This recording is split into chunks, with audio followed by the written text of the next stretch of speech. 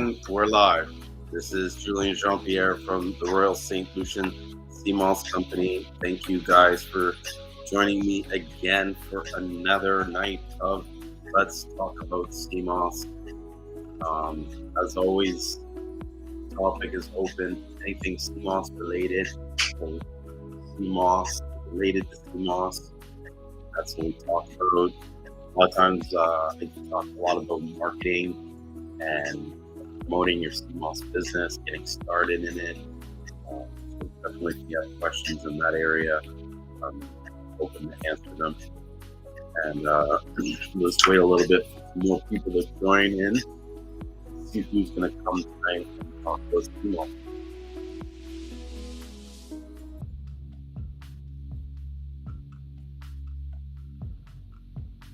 Welcome, guys. The room starts joining in. Let me see if I can getting the live. Yeah.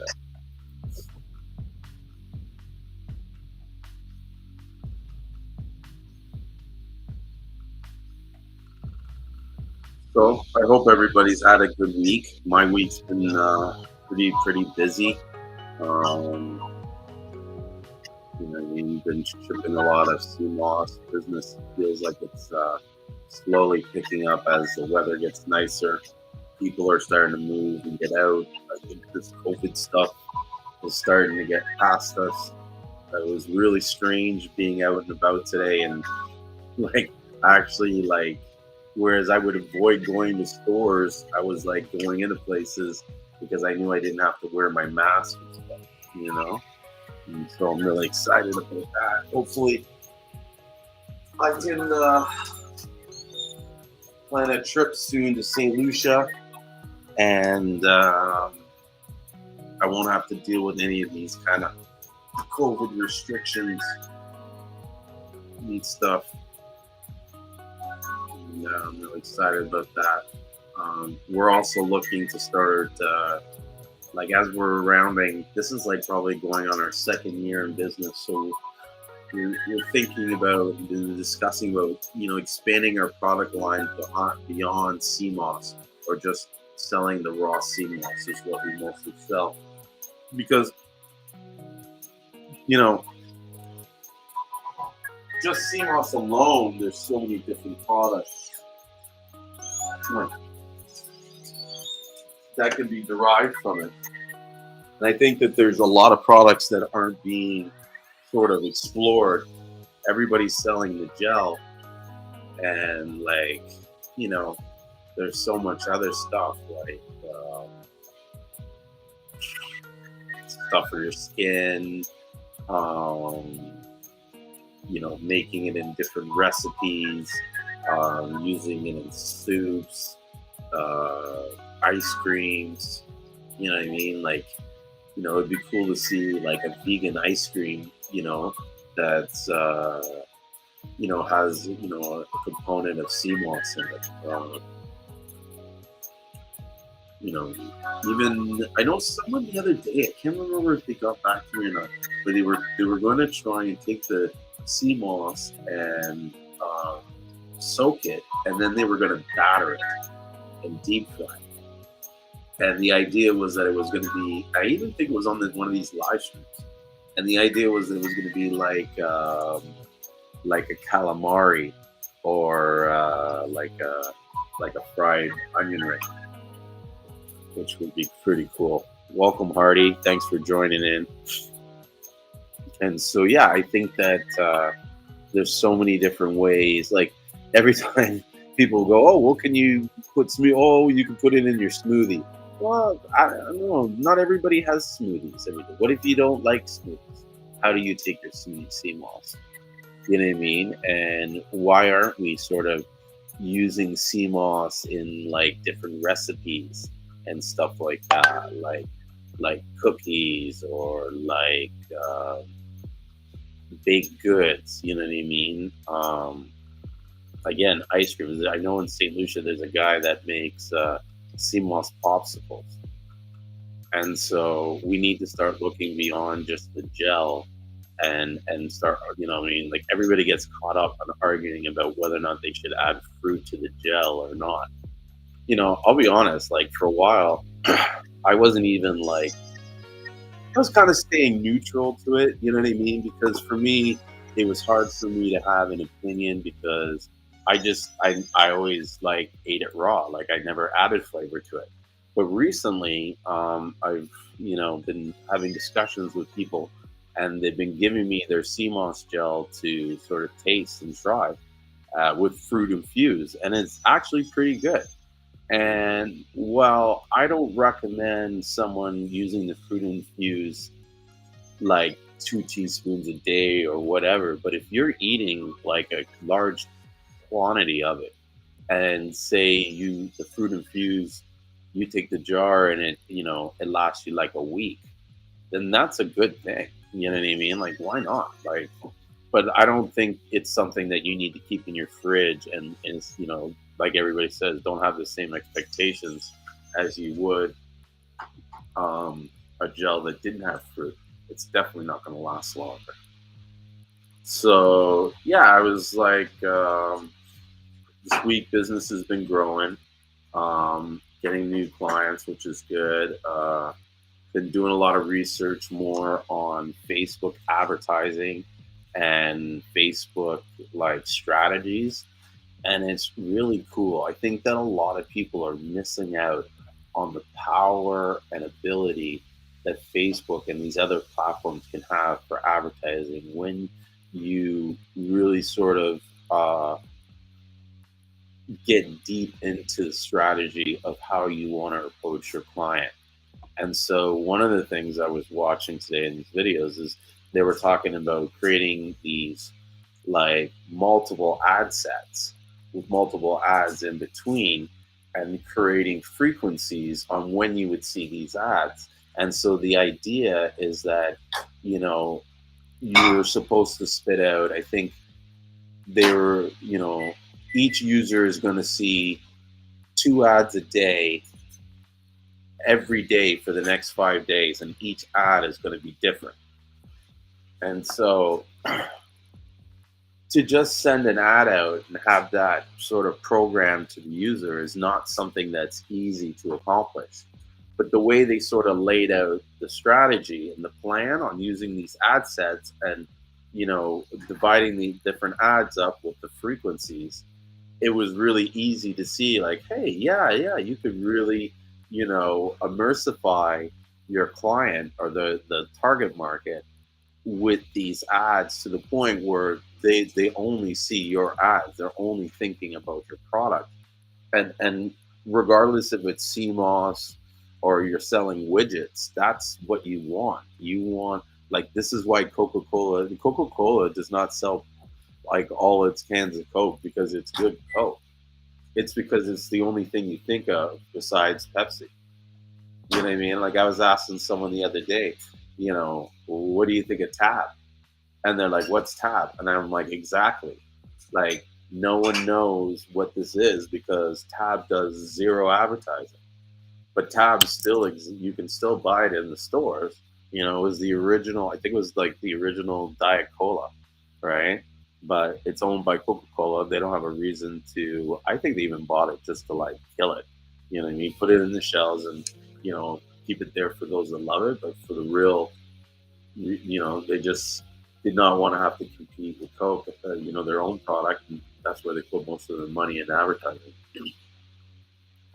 So yeah, these strategies are really cool. And I recommend that anybody that's serious about scaling their business, to make money, to really look and understand, even if you don't do it yourself, to even know what it is and how it works, so that when you're talking to your ad guy, you can say, hey, well, are you guys using multiple ad sets and frequencies or this and that, or this is how I want my ad strategy to be somewhat of, you know what I mean? You don't have to know 100%, but even to know 10% will give you an advantage when you're spending your money. And when it comes to advertising, every dollar counts. You know what I mean? When we structure our ad budget and stuff, our goal is to try and get, I think it's like I want to get like anywhere between $7 to $12 return, or what's called ROAS. So if I spend $1 on advertising, I want to get $12 back in sales. And so naturally, you spend $1,000 in advertising, you're going to get $12,000 in sales. That's how the market, the sort of strategy works. And if you're able to target the correct audiences, right, then that is achievable, because the more targeted your audience is and the more direct it is, the more it's almost like being laser focused and hitting the person you want to sell to, and so they instantly convert. And this is why I tell people you don't want to use this boost on your ad, because what happens is when you press that boost button and you boost your ad, you're basically just sending the ad out to whoever, and 90% of those, if not 99.9, are not interested in Seamoss. They could care less, so they'll just scroll. And then your budget comes up, and then you don't get any sales, and then you're like, "Oh fuck, advertising sucks," right? Of course it sucks, because the way you approached it sucked. You know what I mean? You didn't come in there like I don't know. I want to use the metaphor like a surgeon or even a sniper. You know what I mean?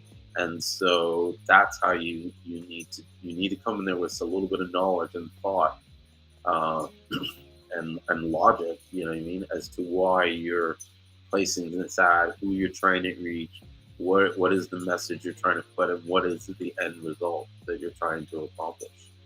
And doing that will result in the sale. And this goes for any business. This isn't just Seamoss. This is, you could be selling bathing suits, and you need to come with that same approach, right?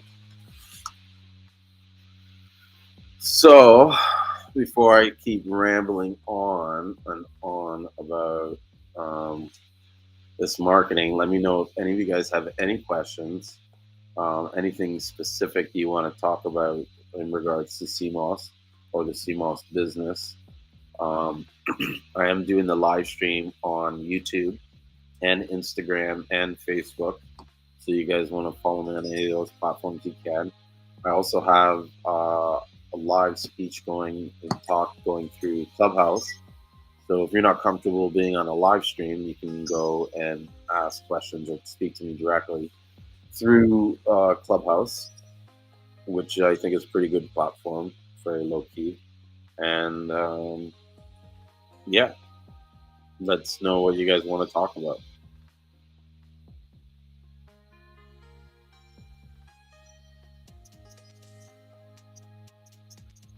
No one wants to talk about anything? I gotta do a shave. Clean myself up. Actually, was working today, so tired. Oh, was like up early at the warehouse, and then my full-time career before this was I sell real estate in Toronto, and so I went to a meeting where I signed the paperwork to list a home. We're going to list it in the East End of Toronto. It's going to sell for.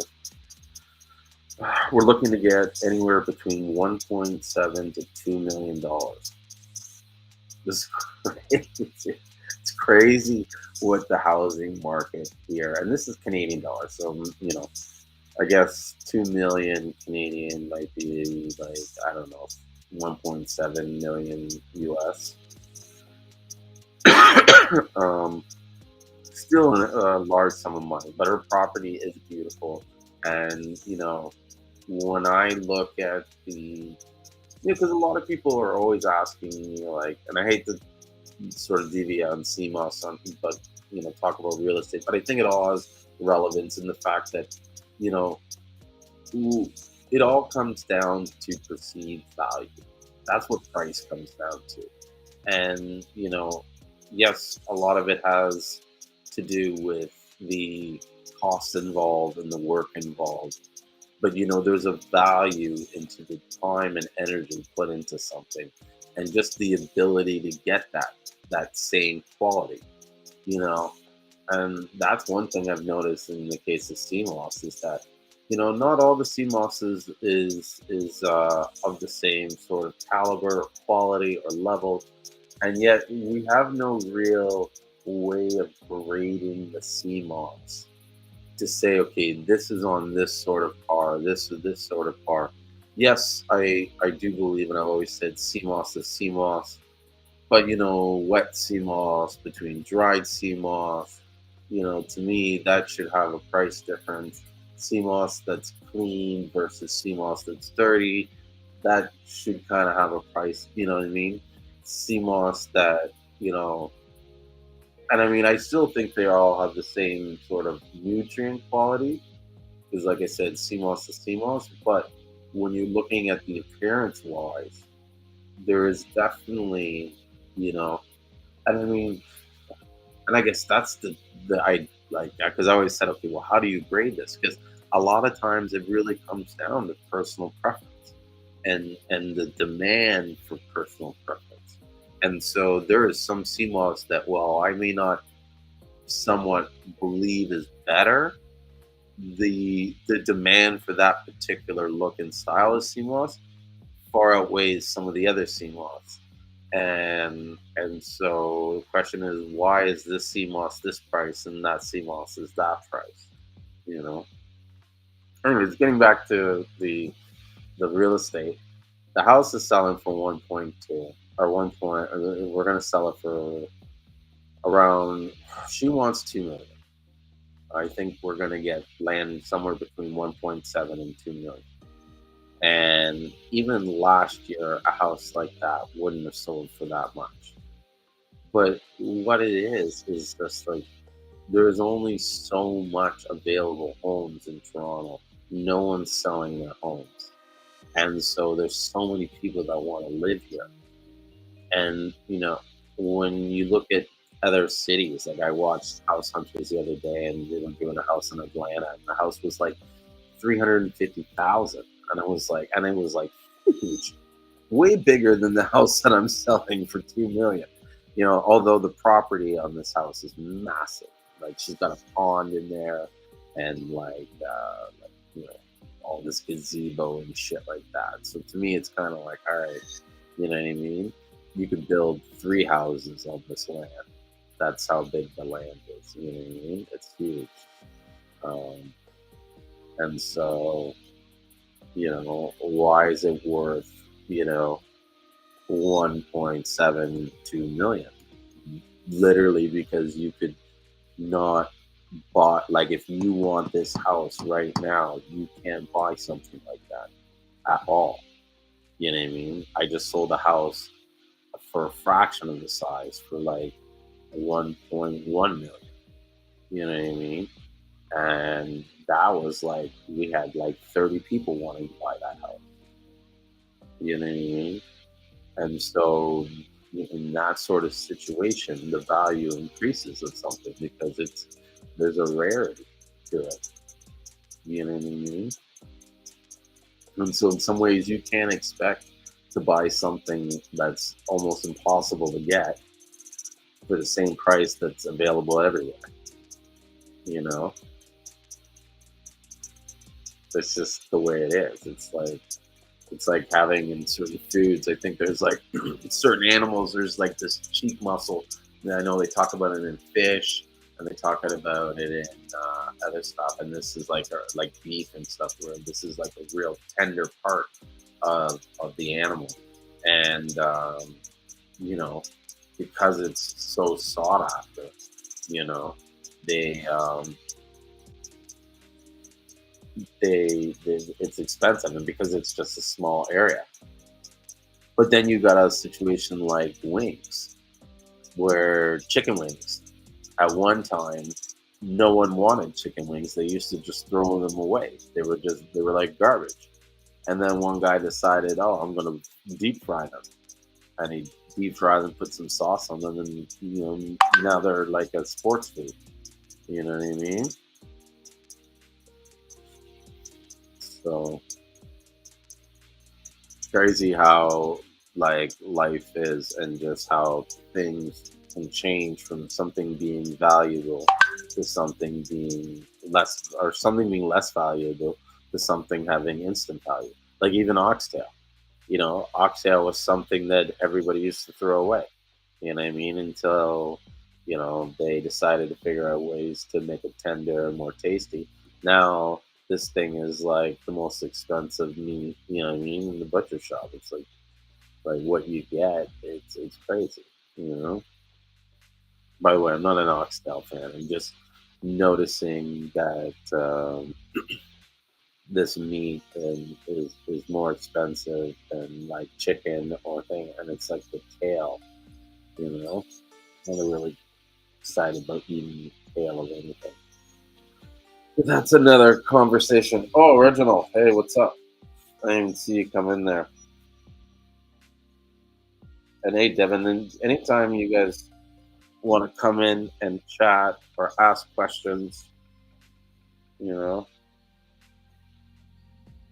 I'm just rambling on.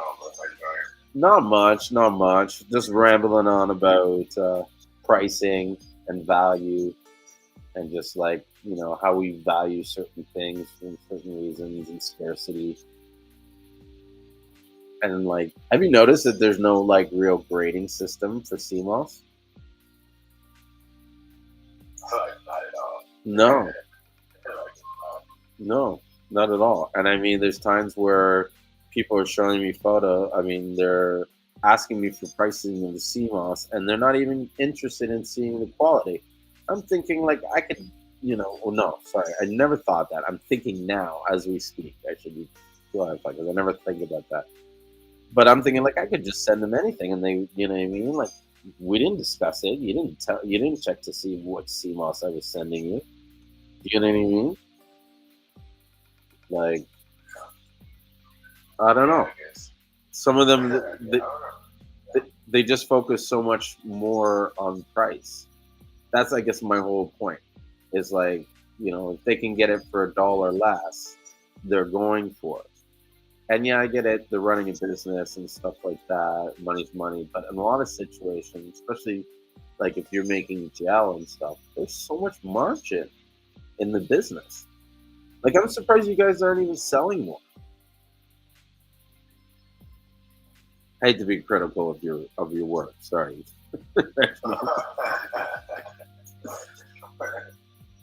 But I'm just curious. Like to me, I feel like some of them, and I'm not saying you because I'm saying you do well, but like I don't know if it was me in that shoes and I was making gel, and I knew that I was making say $300 off the pound, right? And to make that $300, I had to sell 15 items or 16 items.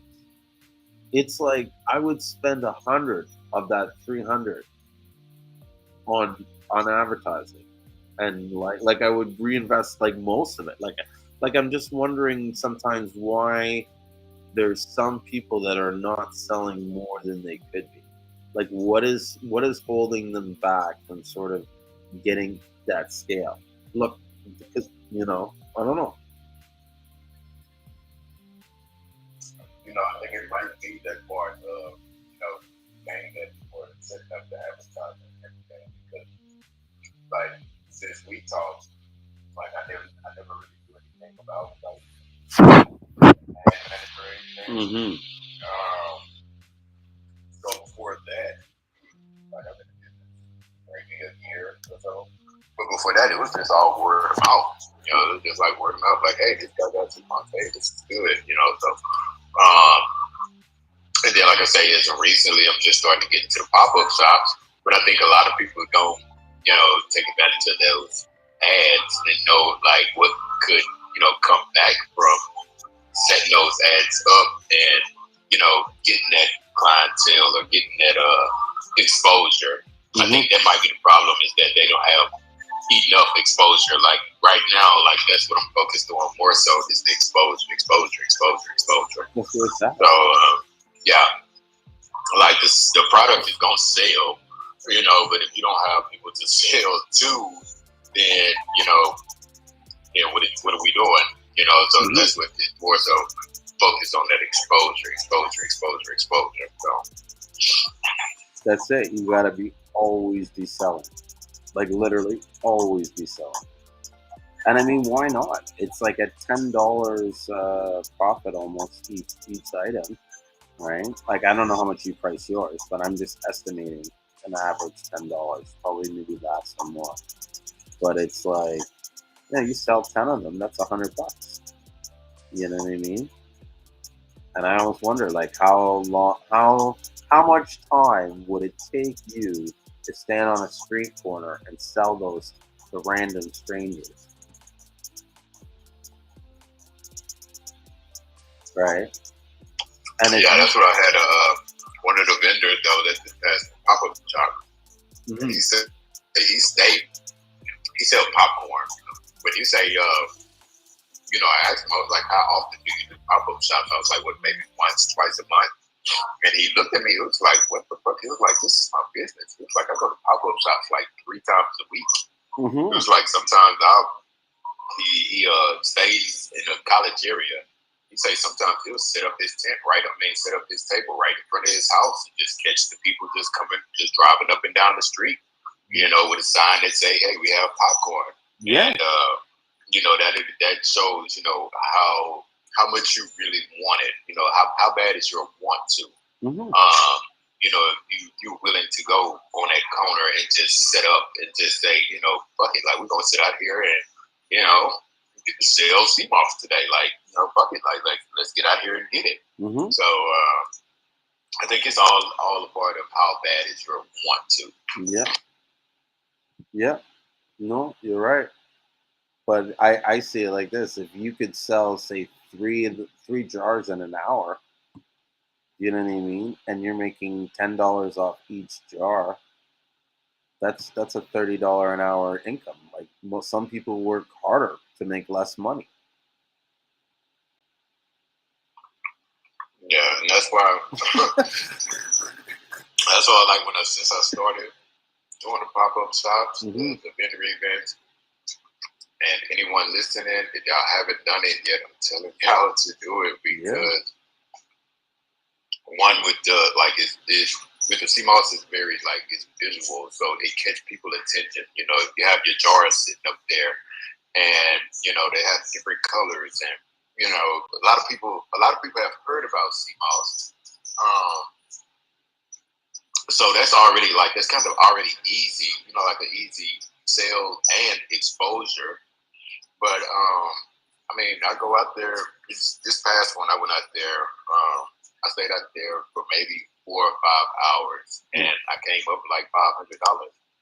So that's like $100 an hour just sitting out there, but not just getting the money, but also getting exposure. Because of course I have my flyers and my cards sitting on the table. So everybody that buys something or everybody that walk past my table, I have samples in a little souffle cup. So you're gonna taste my Seamoss. You're gonna learn something about Seamoss. You're gonna take this card and you might make a purchase. Yeah. And so I would suggest to anybody if you've been thinking about it, because I held back on it for a while. Anybody that may have been thinking about it, just do a pop up shop. If you do the jails, if you're doing the jails, yeah. You should be doing it almost like anywhere where there's a big crowd.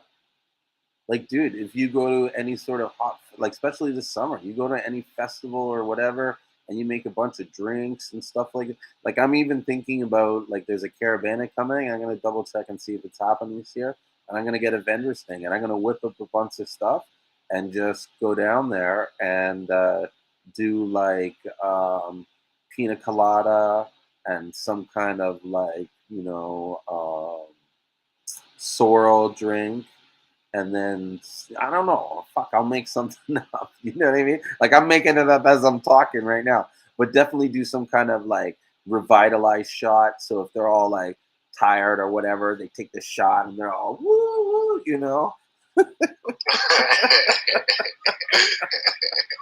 and just sell all that stuff $5, $5, $5, $5. Yeah. Maybe $5, maybe $10. Yeah. Do two, 3 for 20 or something like that. Definitely the drinks you could sell big, like a decent size for the drink and sell it for $10 and do 3 for 20. You know what I mean? And keep your costs like down like $2 or 2.50. You know what I mean? And make $8 off the drink. And then sell water and a few other things while you're there. You know what I mean? Yeah. That's it, bro. 3 coolers and you're done. That's it. A peanut punch. You gotta have a peanut punch. You know, I do one with some kind of tamarind shot. That would just kind of like tamarind ginger shot or something like that.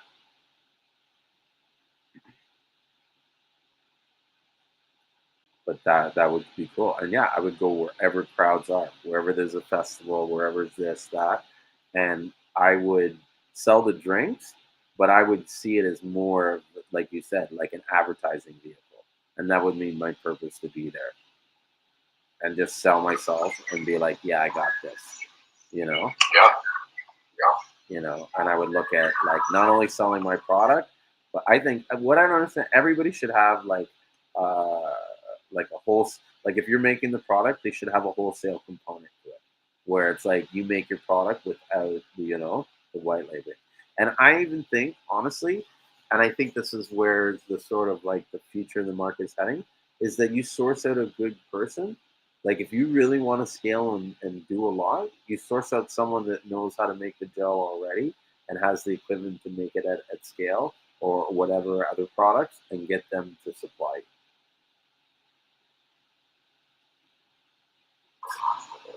That's not a bad idea. Yeah. Because it's good to make the product yourself and everything like that, but you don't need to be the hero. You know what I mean? Like if the other guy's making it good and they're going to sell it to you at a good price, and you just have to pick up what you need, the amount of time that you save making and sort of filling the product, like you could put that into marketing. Because there's guys I know that don't even touch their product. There's guys I even do business with myself where they're like, send it here, send it there, send it here. You know what I mean? They don't need to see it. And then they wire me the money. They send me the money for all the shit. And then, and they're on the phone cutting flips, adding their few $100s to this, few $100s to that. Big middleman. Yeah. Big middleman. Yeah. Like I say, kind of like Amazon or Uber or something like that. Like literally, like it's just like, hey, you need coffee cups? I know where to get some coffee cups from. Hey, coffee cup supplier. Boom. These coffee cups to these people. And it's like, but look, I'm gonna take a couple of dollars off of your. You know what? Don't even worry about it. You don't even have to worry about how much I'm taking off. Just this. Like. You know what? One of my best like business moves is so I used to have this little business where I was kind of like a concierge, kind of like fixer guy. Like I book things, order things, all kinds of stuff. And my target market or the market I dealt with was mainly nightclubs and like after hour places and stuff like that, where they needed shit delivered to them at a certain hours of time, but you can't go from a regular thing. And so one of this promoter chick, she called me and wanted popcorn. And so I went to this party supply guy to get the popcorn, and I was starting to order so much popcorn off him. He was like, you know what I mean? Fuck, why don't you just, order it yourself, right? And so I found out where they ordered it from. I opened up an account and I turned myself into a popcorn business, and I started selling popcorn to all the nightclubs, and they were ordering from me, paying a premium, right? Because it like in Canada they have this stupid rule. Well, it's not a stupid rule; it makes sense. But all nightclubs have to serve some kind of food after a certain hour to give the people, like if they need something to eat or something. So a lot of times these clubs give you popcorn and shit like as you're going out. So you eat the popcorn and you kind of sober up or whatever. And so I was selling a lot. I had one big contract where this one company had, I think, like 8 or 10 nightclubs all across the city. And so I supplied all their popcorn for them. And I was able to, I basically just like middled it, ordered it from the shop, added like $2, whatever a case. They ordered so many cases that I just went and picked it up and I delivered it on Friday nights. You know what I mean? At like 8 o'clock or whatever, because the other guys wouldn't do that. You know what I mean? And so I didn't make the popcorn. I didn't box the popcorn. I didn't do the shit. I just picked it up, paid it, boom, bam. You know what I mean? And so there's a lot of guys that can do that. You know what I mean? Like, why aren't they doing that? Kind of hustling it. You know what I mean? Going and finding the guys and not bothering with it,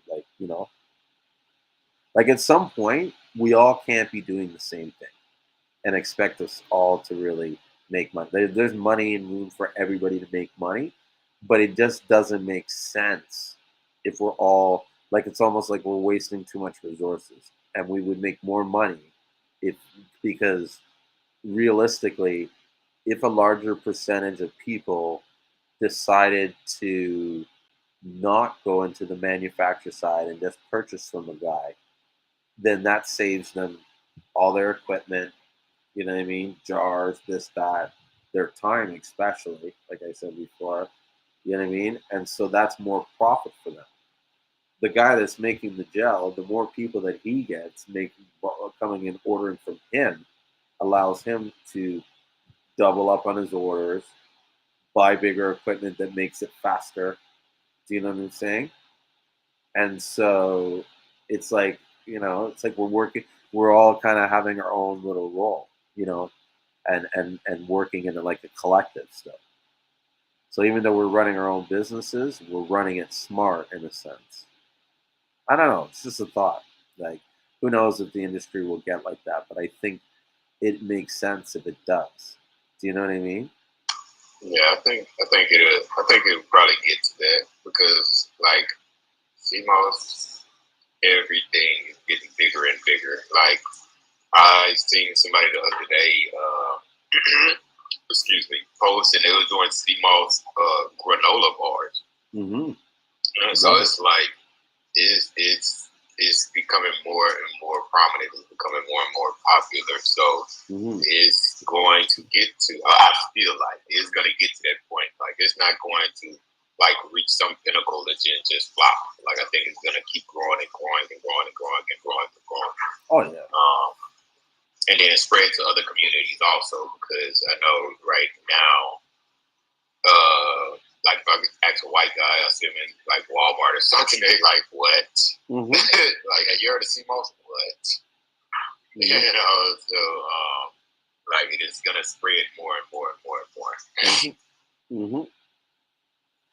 No, you're right, and it's barely touched the surface, like barely. Like really and truly. Like I'm not trying to sell it. I'm like anybody, I challenge you to really sit down and think about how many people you know don't know about Seamoss and think about how many people are out there.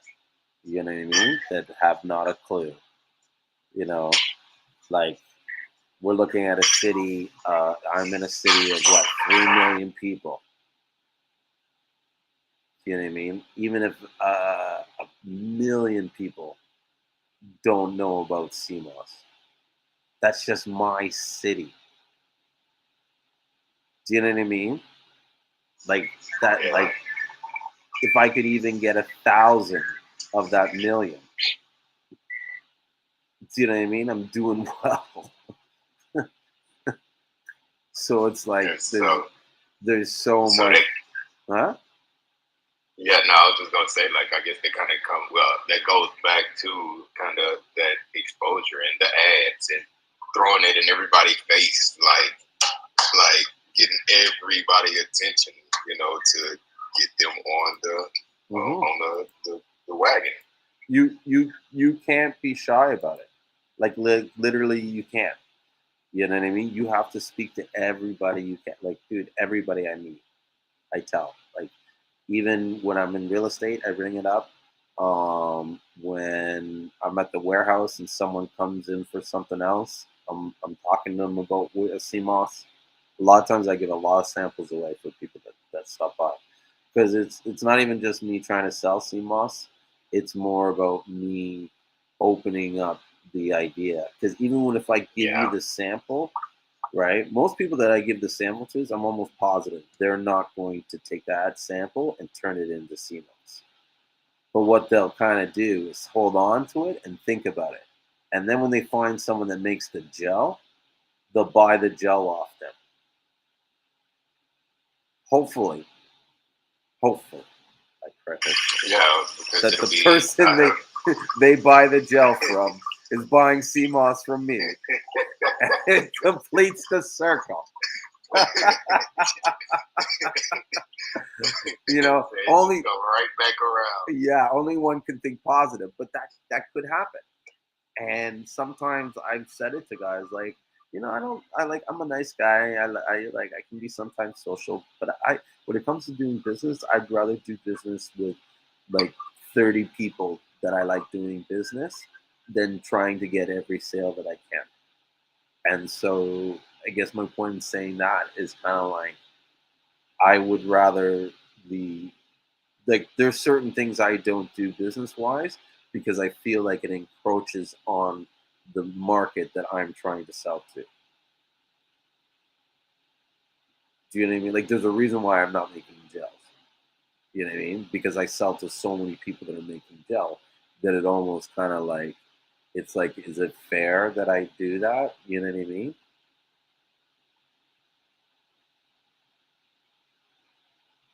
I don't think so. So that's one of Yeah, the no, I mean it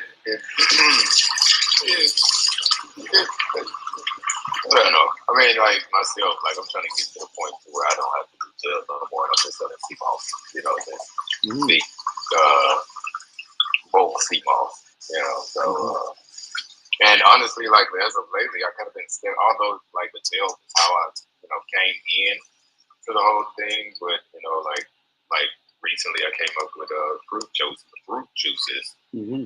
with the sea moss in there, and then like I started doing like herbal capsules like moringa and beetroot and bladder rag, spirulina, different capsules. So it's like, yeah, the sea moss is there, but now that sea moss has caught your attention, look at all of this other stuff that I have also. So yeah. Go ahead. I was gonna say, and that's what more businesses need to be like. Like it can't be like you really want to maximize your money, like, and you're gonna run a business. You should be having like a selection of products.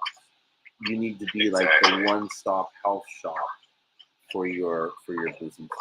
All the ones that I see that are doing well, they're doing well not because they're just selling CMOS, but because they're selling soursop leaves and ashwagandha and pills and powder and this and that. And so, I feel like you don't just jump into that. You come up with a game plan that, on how to like introduce one product after another and everything like that. You definitely want to look at like, you know, uh, expanding your you don't want to be like a one SKU one day. Yeah. Yeah. So it's like, okay, well, say if, just some magical, unfortunate wave happened and CMOS just, is done. Mm-hmm. And, all the CMOS suppliers or all the, the CMOS that selling CMOS gel, then down, there you go. But say, and that's why, like, when I first started the company, I thought of the name, and I came up with Key to Natural Health. And it was like, I didn't want to incorporate, Reggie's Best CMOS Gel, LLC, or something like that, because it wasn't just going to be, CMOS, although that was my, kind of avenue in. It was like, like we have all this natural other, all these other natural healing things. So it's yeah, definitely. You need different avenues, I guess you could say. One would need different avenues. You know, unless you like big time super, Seamoss supplier, then super good ass Seamoss from St. Lucia, Yeah, true. Well, I have a question. What items would you want? Like, if you could get a wish list, like, what items are you lacking that you're not, like, you wish you had better access to or better pricing on, that you find is hard to get? For sure, the soursop leaves, because it's hard to get them here in the States. Like, I have a website that I go to that I get most of my herbs from, and I have a couple of websites, but the soursop leaves is like, for some reason, it's kind of like we have to go to other countries to get them, and the other countries take kind of forever sometimes, or they're high price. Like soursop is a high price. Different like Jamaican. Go ahead. No, I was gonna ask you, what's a good price for you? Like, what do you find is a good price for soursop? I paid for and I want to say it was like $30, maybe. I can't remember exactly because I still haven't got them. But yeah, I wouldn't be able to give you like a good price right now because it's like I haven't looked at it, to see. But do you think 30 a pound or 30 an ounce? I think it was like 30 for like 4 ounces or so. Like 30 for like 4 ounces, and that's like kind of expensive. And then of course it hits you with the shipping costs and everything like that. So, but I know that the soursop leaves are very nutritious and very beneficial health wise. Oh, I love them. Yeah, I honestly have yet to try them. Really? Yeah, I have yet to try any soursop leaves. Oh shit, bro! I gotta make a note, try and send you some. You're not planning to order Seamoss off me anytime soon, are you? Nah, yeah, I just got the 10 pounds of the super dry yesterday. It just came in the mail yesterday. How'd you like it? Is it okay or? Yeah, I mean, I like it. It's, like I said, like I do the gel, so it's not too far off from, the like you say, like if one was to be selling actual Seamoss, like bulk Seamoss or selling Seamoss by the pound, I can see the difference, as opposed to like I bought, I think, like 6 pounds from you a couple of weeks ago. Yeah. And I can see the difference, in the presentation of it, but for the gels, it's like, it's still once it soaks up, it looks the same. Yeah, so I know it's still gonna harness the same benefits, and I know that my customers are going to enjoy it the same way. So I like it. I like it. It still has a great smell to it that some people may not like, but I like the smell. I like the smell of Seamoss. Nutty smell. I like it. I like it. So, yeah, greatly appreciate that. No problem, my pleasure. So, if I could even get 1,000 of that, I may get some green and purple soon. Just to keep the green and purple in stock, because it's like businesses. It's like I say, like with the pop-up shops, it's bringing more exposure. And, I'm kind of practicing a little bit with the ads, so it's bringing more exposure. So I'm running through Seamoss a little bit faster than what I'm used to. So that's good. That's good. Yeah, that's damn good. That's damn good. So yeah, that's the best way to get price. Do you know what I mean? Like, that's another thing that kind of confuses me about these people that shop around for price. It's like, dude, you have not bought anything from me, and you want me to give you the lowest price. Like, you know what I mean? Like, you need to have a relationship built. You know what I mean? Yeah. And then we can sort of like help, like, and that's what I find crazy. Like, I can help you sell more Seamoss. Like, I guarantee you, like, I don't care what anyone says. You call me once a week and we sit down and talk for half an hour, your Seamoss business will grow. And we'll Yeah, just I know that. talk about whatever. You know what I mean? Yeah, I know that one time that I think you put it on the Seamoss Buyers Club. Just like anybody want to learn how to scale their business up a little bit, and you was giving free 30-minute sessions, Mm-hmm. and I'm like looking at the comments, and I'm like, damn, nobody's taking advantage of this. Like as soon as I seen it, I was like, shit, I'm getting my spot in line. Yeah. And I think we ended up staying on the phone for like an hour and a half, but I learned so much in that hour and a half, about the advertising and everything. So, yeah, so I might need to start doing it. Like, just probably call you and talk to you, Fuck for yeah. Dude, you just should. an hour once a week or whatever. Yeah. Because I'm still learning about the ad manager. Like I have one running. I have one running right now, and I see the clicks. Like I did it to where it's to get more clicks on the website, and I'm noticing, that I am getting more clicks. But that's the difference from before when I was just making an ad where you see you post a picture and it say boost this post, and it just you just kind of put your money in there and it just do whatever. You just let it go and do whatever. Yeah, as opposed to what I learned from you that day, and just listening to you, on here, period. And it's like, okay, well, go into Ad Manager, put in there exactly what you want, how long you want it to run, what crowd you want to catch, like go in there and actually diversify yourself. And I see the clicks are like they're coming in, like boom. So, yeah, definitely. Probably have to, just probably once a week. Yeah. Just sit there and just stop it up. I'll grow your business. You have no idea how much Seamoss I'm like sitting on. Like, it is ridiculous. And I need people to really grow and scale up and move the Seamoss because I have access to it. It's there. Like, the only thing that's really slowing me down is that I don't have enough money to buy it all, or else I would. You know what I mean? Because I know I'll sell it. It's there. People want it. You know what I mean? And well, you've seen the guy, Alexio. He's doing $500,000 in sales a month. Jeez. Yeah.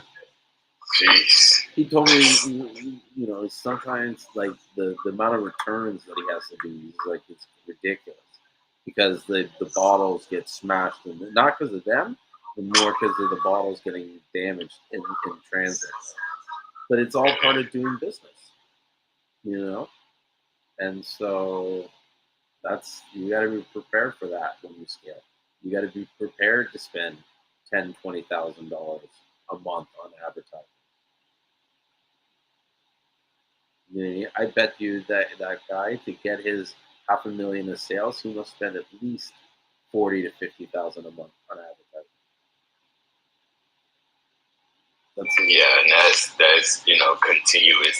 Every time somebody log into anything, like they're seeing it, right there in their face. Every time they log in, is what is this? Seamoss Boss, or what? I don't know. The transformation factor. Yeah.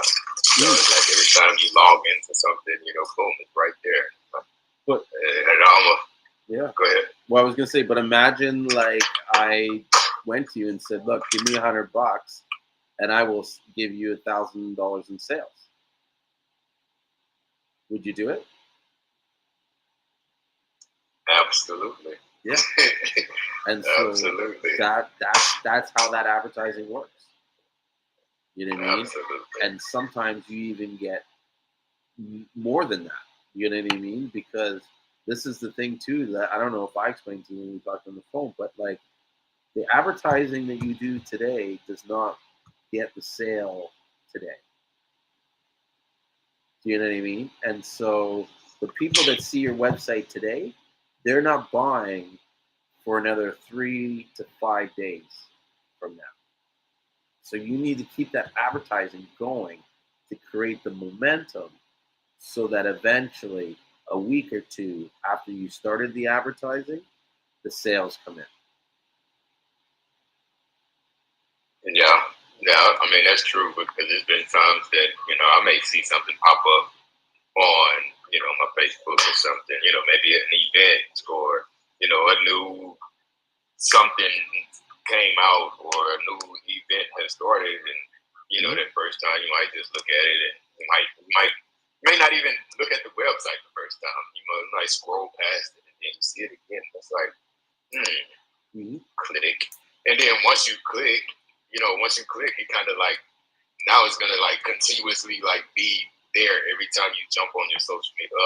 The pixel, the Facebook pixel that you was telling me. Yeah, so it's like now every time you get in there, it's like boom, here it is again. And that's when people like, Facebook is listening to me. So it's like it's just boom, boom, boom, boom, boom, constantly in their face. That's how the sort of like the advertising works. And like how you get them to get your pixel to your website is by putting like sort of, at least for me, what my strategy is to send them there through sort of like cheap like ads, but are targeted towards people interested or curious about Seamoss.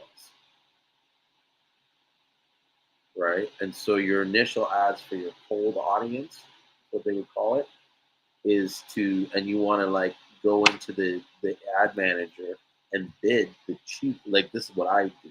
Like some people might disagree with it, but I would bid the cheapest so that the only time my ad shows is when it's cheap. You know what I mean? And then over time, it's going to show a lot of times to these people, right? Because while I want it to be like a billboard, I want it to be like the cheapest billboard. And as long as some people see it, you know what I mean? They're the ones that are going to then trigger, go to my website. Now I caught them on the pixel. I follow them, all that kind of stuff, and then I send them ads, and if they buy, then they convert, and then I can create a lookalike audience based on those audiences. But I didn't pay a lot of money to procure that audience initially. And some sorry, go ahead. Yeah, I was seeing something like that yesterday when I was in the ad manager, and it was kind of saying like, if you want to set up an ad, I guess it would kind of, throw like how you kind of explained, and it was like you can pay for this cheaper ad and pay for this other ad, and then it'll compare the two of them and kind of, like say how much exposure you get from this one and how much you get from this one. And then if you get better exposure from this one, then this is the one that we're going to use. And then use that one and then make another one and compare it to that one so that you can start finding, I guess, the best ones to bring in the best exposure. Yes. And those I reckon. Sorry, go ahead. Yeah, I got in there and I kind of like, it was already late. So I was like, okay, I'm going down a whole nother rabbit hole. So I was like, let me just stop right here. I just backed out just with the regular ad that I put up there. So, and that's why you need to come in like a little bit of a strategy to define whether or not the ad you're creating is going after your cold audience or your hot audience, which usually your hot audience should be someone like a lookalike audience of people that have converted or people that have done some kind of actionable thing that leads you to believe that they're very interested and serious about buying Seamoss. And it's just a matter of them finding the right supplier. Because in a lot of sense, these people at a certain point, when they click your ads and stuff and then go to your website, they're now shopping. Right? And so it's like, how do I get them to see my store as the one they want to shop at, the one that they're going to trust for? But getting back to what we were saying about like the timing and everything, if you look in, like, if you have a site like Shopify, you can look at your metrics and you can see, or even when you convert a sale, you can look at the side panel and you'll see like where where the lead came from, you know, how long they were there, how many times they went on the site, and you know, like just sort of like the history before it converts. And so when you look at that, you'll notice that especially when they come from an ad, from like Google AdWords or something like that, they're going to be on your site for a couple times, or it's going to be a couple days before they actually make the purchase.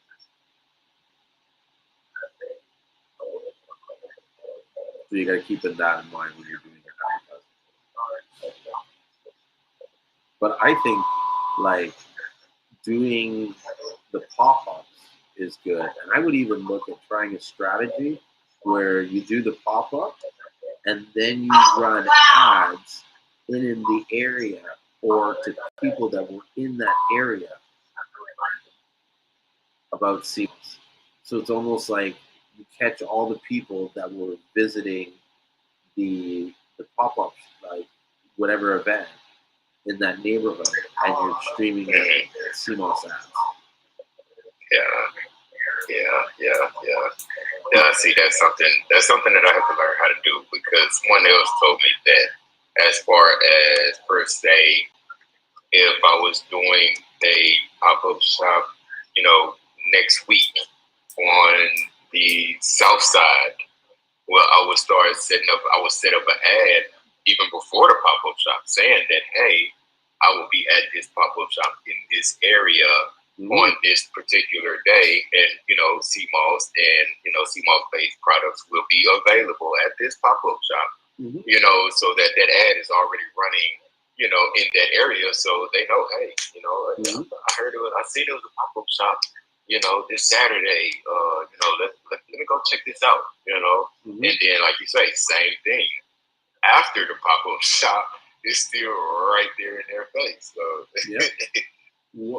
another idea I just had that just came to mind is you can do a contest where you could say to the people like, hey, fill out this form and we'll enter you in a contest, plus we'll send you a bunch of recipes or a bunch of, maybe make up a cookbook and just get a bunch of recipes from Seamoss and put it in the book and call it your free cookbook on thing. Maybe credit the people that made the recipes and where you got them from, but this is a collection of your stuff. Well, here's the kicker. You get them to scan a QR code or something where they go onto a form and they fill out the form to get it, right? Now, once you get that, you can then pretty much trace them they're on your, whether you do it on your website or you do it through a Facebook sort of like form fill out, they're going to capture that action on that pixel, and you're going to be able to track it. And then you can start sending them additional ads and stuff like that about the season, like weeks later or months later.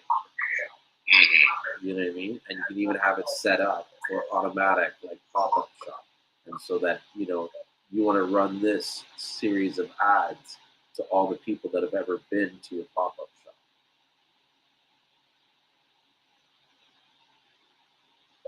Yeah, that's extremely smart there.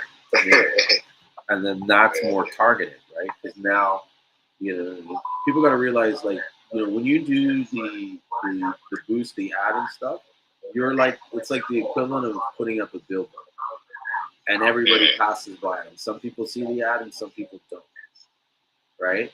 But when you sort of target the ad and you direct it towards the audience, it's like coming up to someone in a party and saying, hey, sorry to bother you, but I just wanted to let you know about this product. If you're interested, it's over there in the corner. You know what I mean? And then you walk away. And then 10 minutes later, you got someone else come, or, the next day, you have someone walk up to you, and eventually they're going to be like, maybe we should try that out.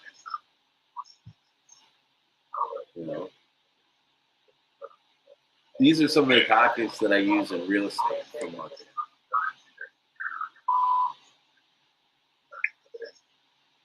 on. So like I will, have the event. Just trying to think what some of the stuff I do now for real estate.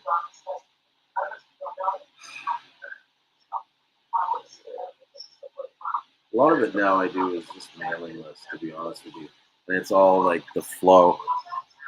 You know what I mean? But like I always keep in contact with them in our farm area and stuff like that. We send ads and we run ads like so I'll send a flyer to your door, right?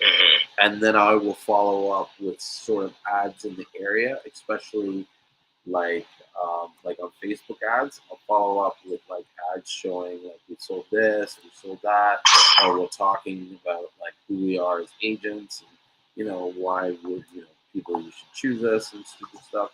And then I follow up with a phone call. And a lot of times if the ad has hit them, they'll bring it up. Oh, you're that guy. I seen you on Facebook. You dropped a flyer at my door. Da da da da da. You know what I mean? I'm not ready to sell. I'm not doing this. You know what I mean? Which is fine, right? I almost love those calls because I want someone to tell me they don't want it. You know what I mean? They don't want it because that means that I've eliminated you. And the more I eliminate the people that don't want it, the quicker I'm going to get to the people that do want it. See, that's the opposite thinking of what most people think. And the way most people think, it causes them to be limited because they're afraid of going to that person because what if I don't get the sale? If you talk to enough people, you will get the sale.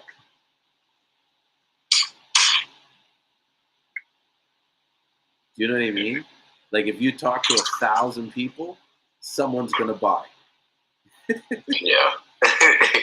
Yeah, it's like my homeboy used to say back in the day, like when we used to go to like beach parties or something and say, hey, you gotta shoot 1,000,000 shots. And, hey, at least one of them gonna hit, just using in the context of talking to like the women, the chicks out there. It's like, oh, we gotta shoot 1,000,000 shots. But I mean, it's the same thing.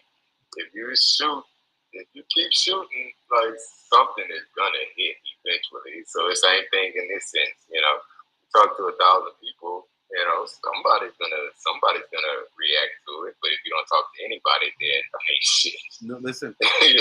What you said there is so true. I've seen it like with my own eyes because I used to throw these parties, like house parties, and I used to have a friend that was kind of like a geek, right? And he would come to the parties, and he literally would ask every girl, "Hey, you want to fuck? Hey, you want to fuck?" 99% of them said no, but guaranteed at the end of the night he got laid. Yeah. And I say that sometimes when we're selling houses. I say it only takes one buyer. We only need one buyer. Yeah. That one buyer comes through the door, we got him. Boom. You know what I mean? And so, yeah, when this business, it's a numbers game. You ask enough people, and so the key is, if you don't want to ask 1,000 people, then you need to be tailored with who you ask. But you still need to ask a lot of people. You know what I mean? Like you need to ask, if it's the right people, you ask 100 people, 2 or 3 people will say yes. You know what I mean? And now you got to figure, okay, well, how many yeses do I need to make a substantial profit? Right? Say it's 100 yeses. Okay, so now I need to talk to, what was it, like, fucking, I'm too tired to do the math. But you know what I'm saying? Probably a couple 100,000 people to get those couple thousand yeses or whatever. You know what I'm saying? Like, it's all relative. Well, let's do that. To get 100 yeses at a 2% conversion, you would have to speak to 2,000 people or show your product to 2,000 people. I'll give you a look on my site today for the metrics. We had, hold on, it's just loading up here. Well, I can say we had 13 orders and 253 visitors.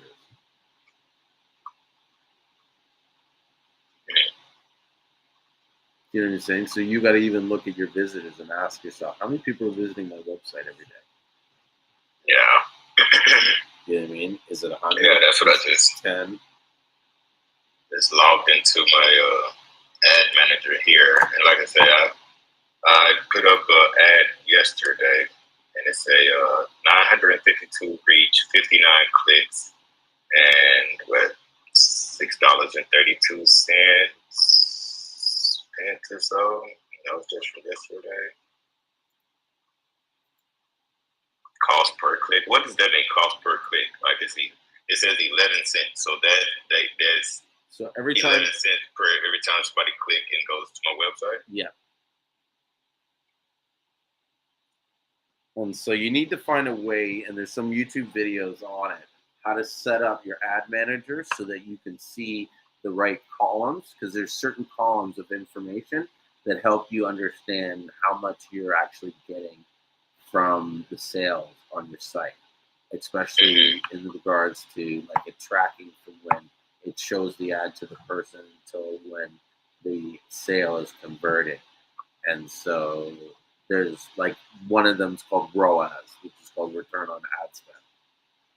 That to me is critical. And you need to understand how to calculate the return on ad spend.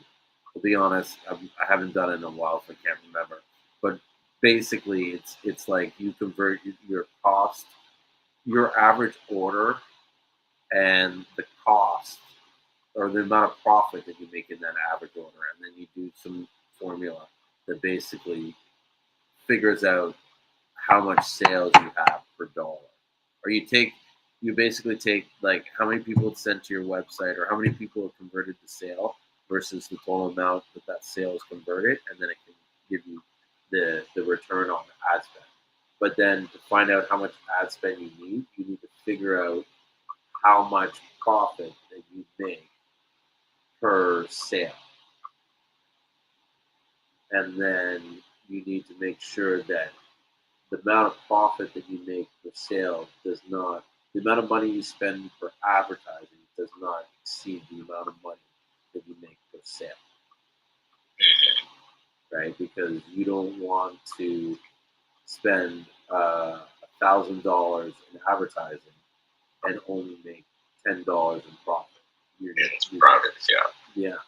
You want to spend $1,000 in advertising and make 10,000 in profit, or even 2,000 in profit, or 3,000. Right? Because this is all automated and shit, right? So imagine, in the case of like a system where you're drop shipping or stuff where you're not even touching the product, if you are making a profit of say $5,000 and you spent $2,000 to get it, and you didn't have to do anything because the ads did all the work, you're making $3,000 in your sleep. You could sleep all day. You know what I mean? And maybe work 20 minutes. And this stuff runs on autopilot.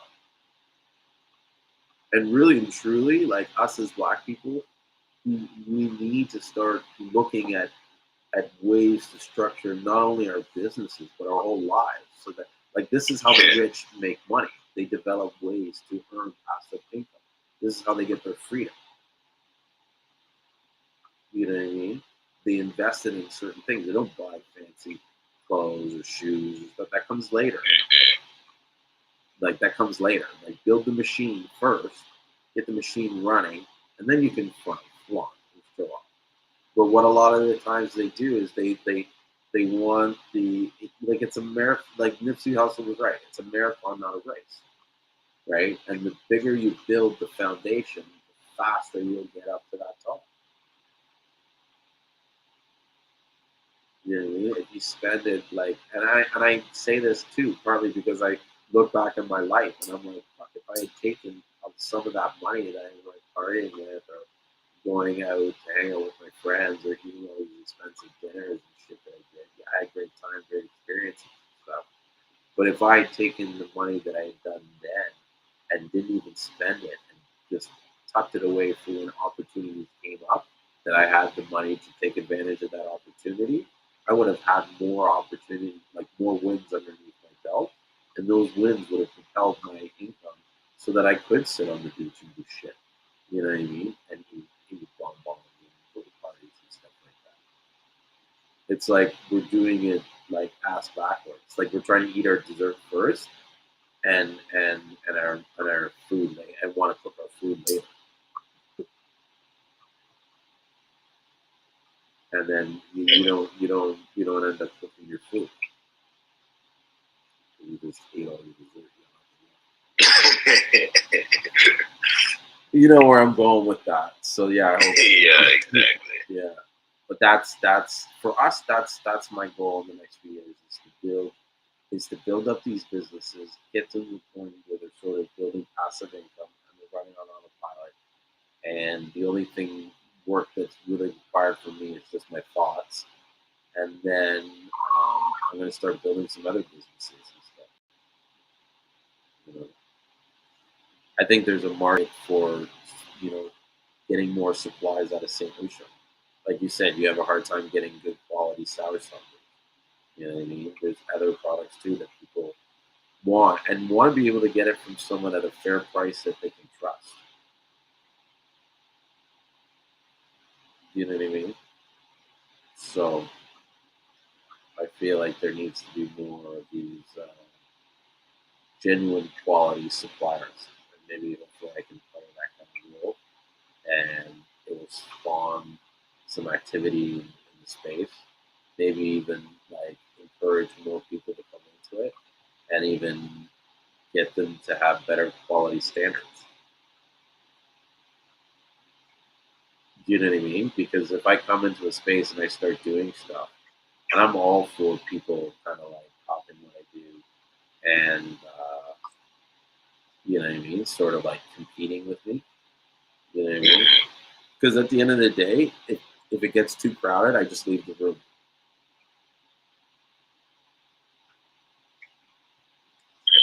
Do you know what I mean? And that's it. I go somewhere else. I'll build another room.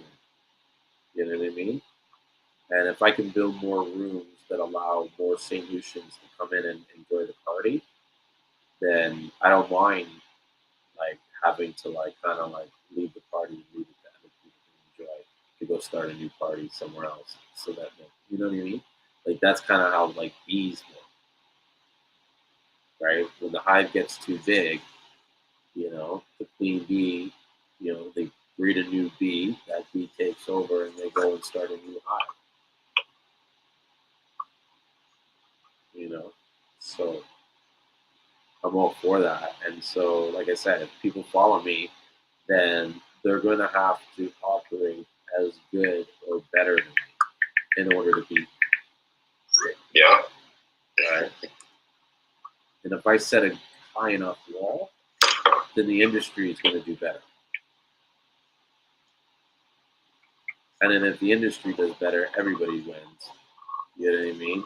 And they now can have the enjoyment of saying, "Hey, I was a part of this and I helped influence it," and I go in and use that confidence to go start another one. Hey, what's up, We're holding up the door. What's up? I'm there, chilling, just talking philosophical shit. You know what I mean?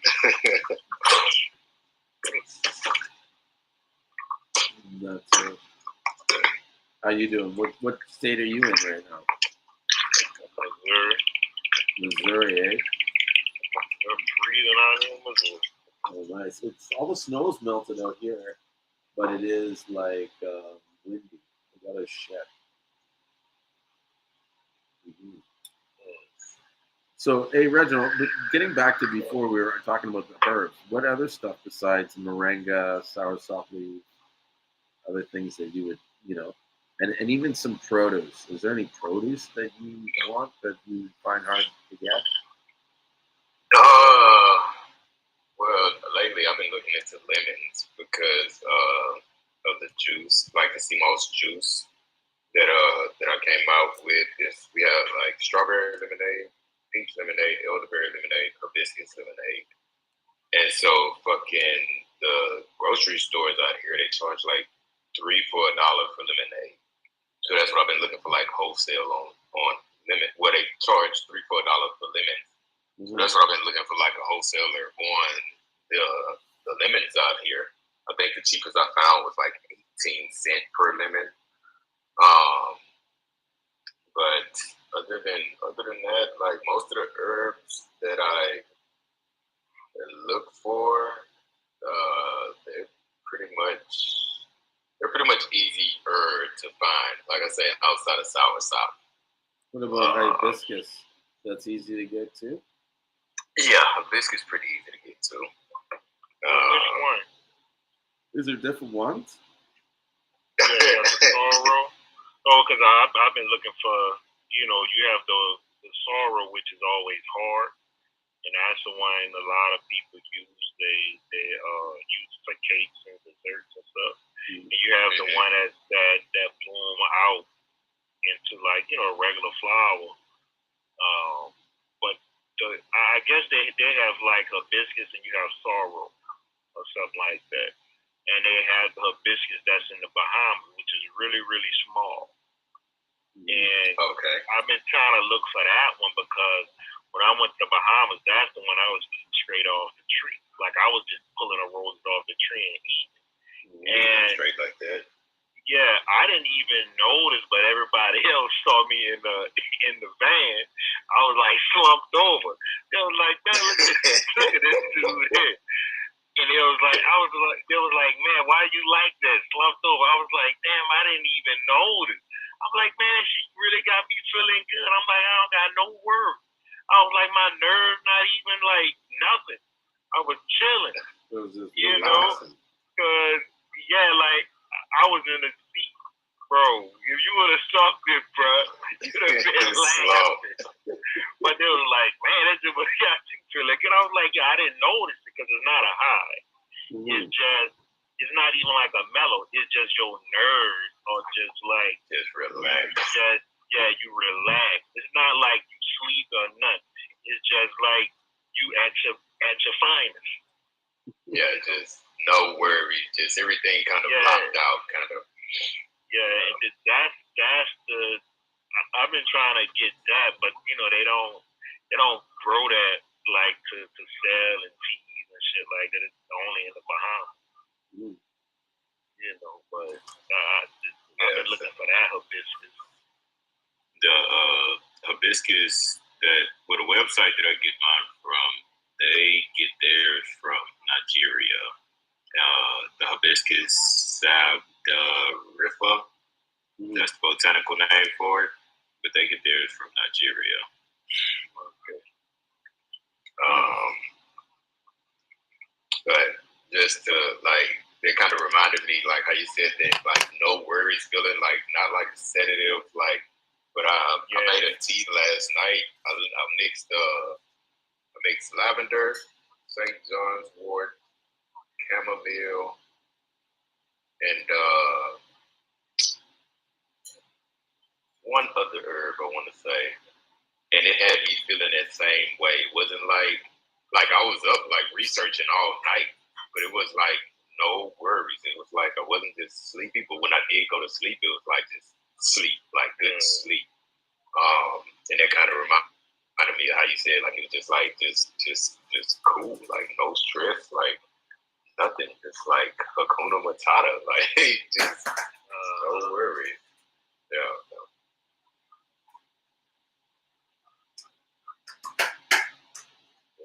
Like that hibiscus go good with the star anise. What's the other one? Like clover. It go good with a few things and passion fruit. The passion fruit flower. Passion fruit flower, it go good with those, and like you'll be like really like mellow and just chilling. But those go real good together. You say passion fruit flower. Yeah. Writing that down. Fruit flower, hibiscus, and star anise. And like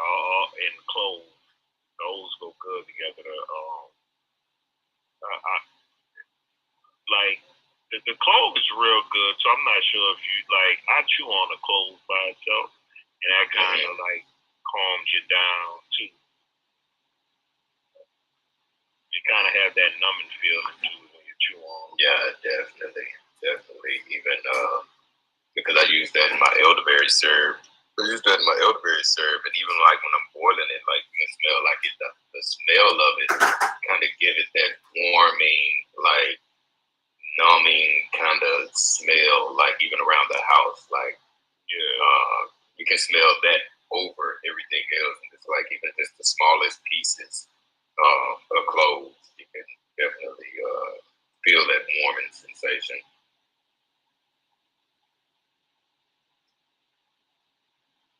Nice. So, Yusuf, are there any herbs that you are looking for that you find hard to get, or even items?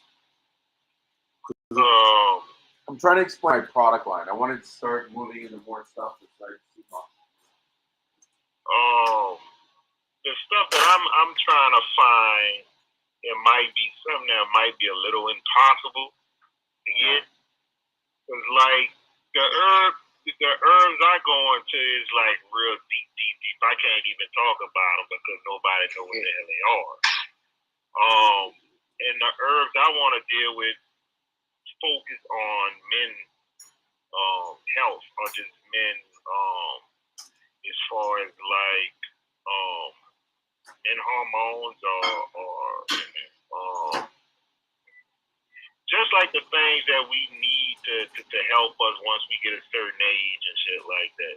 And it's basically like the Bob on day, but the stuff I'm talking about is like way different. You know, and I can't get the stuff from Africa. Some of the things I don't even know the name. I know what they are. Yeah. And I know certain basically like if you look into African history, they do a lot of things with herbs and a lot of things deal with manhood. And they know they have a lot of stuff down there that they do that a lot of people in the US will pay you big money for. You know, and it's like just their tradition down there. They deal with different herbs, but those herbs I know I just can't get my hands on them. I have pictures of them, and because I actually made PDFs of all of the stuff, and you know, as far as like sausage fruit, which is a big ass fruit that look like a sausage hanging from the tree. Yeah. Call it, you know, and you know what it's for. So when you see it, that's what that's for. But they make cream with it. You know, they make different things, and you can actually take it as well if you know how to process it. If it's processed right, you can take it. It's I don't know what herb it is or what herbs they mix with it. But it's some stuff in Africa they call bitter stone. And bitter stone is this black tar. And I guess it's some type of sap from different herbs that's really burnt all the way down until it turns into like just a burnt like sticky tar. And it kind of reminds you of what's this other black stuff that they get from the mountains? It's fermented plants under the mountain. The mountain squeezes black stuff out. Shellagin or something like that. Well, Silliget? Yeah, and this stuff in Africa they call bitter stone. I'm not sure if it has some of that in it or what, but I actually have a bitter stone at home, and I actually have the stuff that you mix it with, and it helps you lose weight. It helps blockage in the urinary tract. Like it helps with a lot of stuff, and that's the stuff if men have a problem or women dealing with sexual organs and shit like that. That's the stuff you take first to clean your system out. And then you start on a regimen of the other herbs, you know, if a woman want to get pregnant or if a man has a low sperm count, he can take all of this stuff as well, and she can take it to help her. But I have this stuff at home, but I want to send it to a lab because I want to know what's in it. Yeah. So, you know, that's my thing. I have all of the stuff at home right now, but I just can't get it to a lab. I want to know what the bitter stone is. That's my biggest thing. The other stuff I actually have at home in the cabinet, when I get home, I can take pictures of it. I get it from that. Some of the stuff I get from African import, and some of the stuff I get directly from an herbalist in Africa with the woman. She makes videos on YouTube. You know, and yeah, I have to show you the herbs, but they're real tricky and it's hard to get.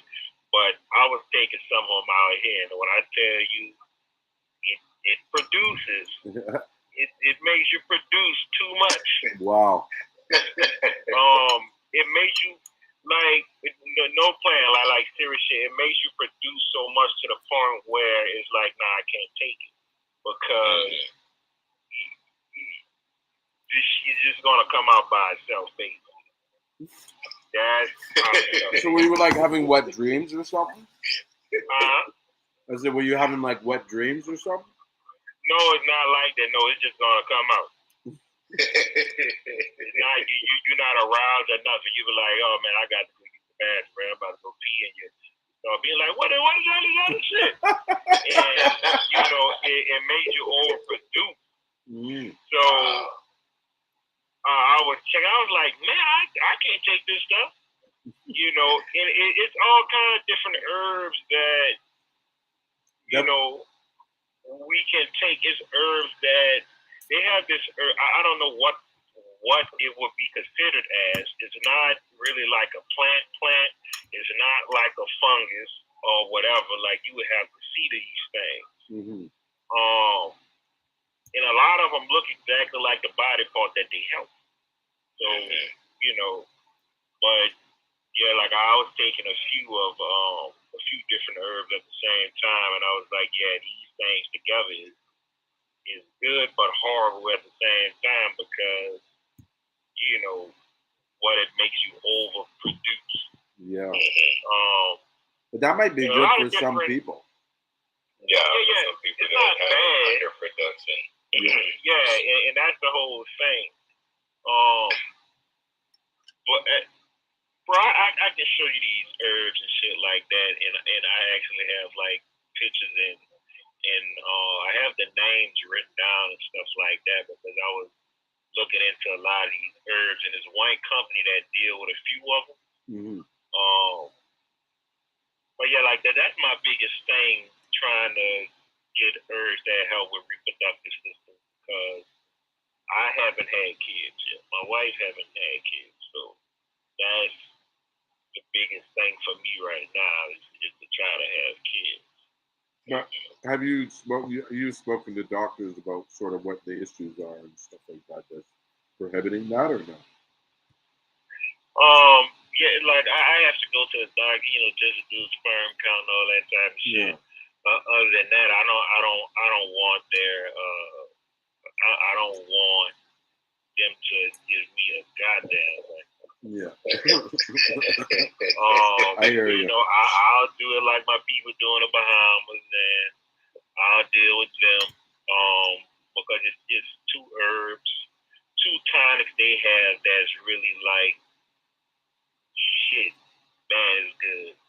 So, you know, those herbs in the Bahamas, you know, I'll take those. It's just kind of pricey, you know, but it'll be worth it because I already saw how they work, you know, and I know they work. You know.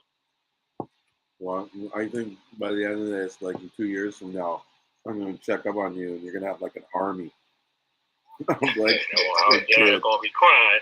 I should have took why you gotta tell me? That should be have to be a couple of years for you to have an army. But, you know what I mean.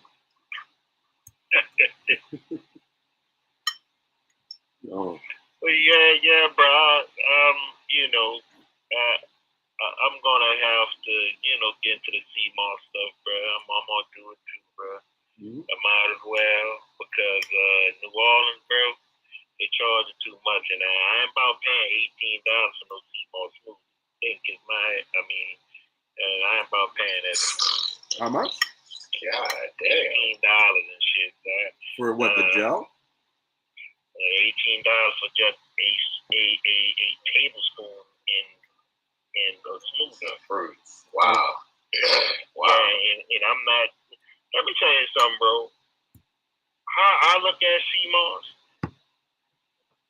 the gel, you'll be surprised how cheap I sell my gel. If I tell people how much I sell my gel for, they'll be pissed off at me. They're like, man, you fucking the market up. Yeah. And that's my whole thing. Like, I already know how, 32 ounces would be my biggest. 32 ounces, that's the only amount of gel I sell. Unless you have a special order. But 32 ounces of gel, that's, I used to buy that shit for like $20. I used to get it for $20. From a guy from I used to buy it in the Bahamas. Yeah. So, man, I'll be killing people in New Orleans with that gel. You're like, man, he got it for wholesale. Yeah, that's the wholesale price. Yeah. I just don't like how people like, they overcharge you in New Orleans for it. Like, it's extremely overcharged. I don't know how much y'all say y'all gel for, but nah, man. Like, it's like a tablespoon in a smoothie, $18. Yeah, that's crazy. Yeah, that's way overpriced. Shit, I mean, shit, you can damn near get a whole jar. You can damn near get a whole jar of Seamoss for $18. Yeah, but what are you getting for besides the smoothie? You're getting for $18. You're getting all the fruits and everything that make the smoothie, right? How much is the smoothie? Yeah, but without the Seamoss? $15. Probably the same price, but no, you don't sell it without the Seamoss in it. But it's like, bro, I can go get Big Two smoothies from Smoothie King and put fucking Seamoss in it. I could get 2 large smoothies for that. So it's like, bro, like y'all gotta like you can't, you shouldn't do that. Like y'all overcharging people for it. Because people want Seamoss, and it's like, nah, bro, like y'all was doing this shit before the pandemic. So it's just no need for that price, bro. Like not New Orleans, bro.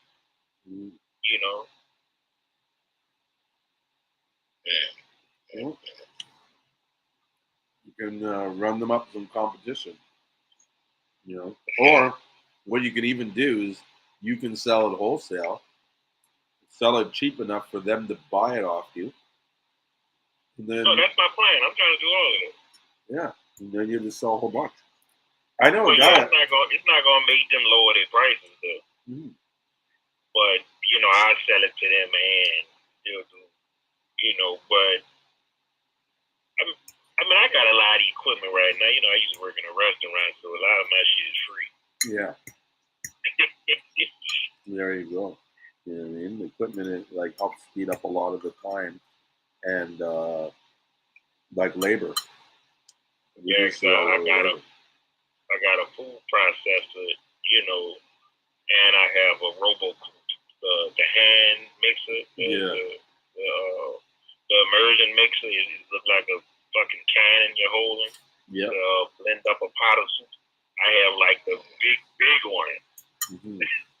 So I can make gel. Like I can make gel super fast. You know, so if I had like 32-gallon pot with Seamoss in it, put a little warm water in it, blend it up, that's jail.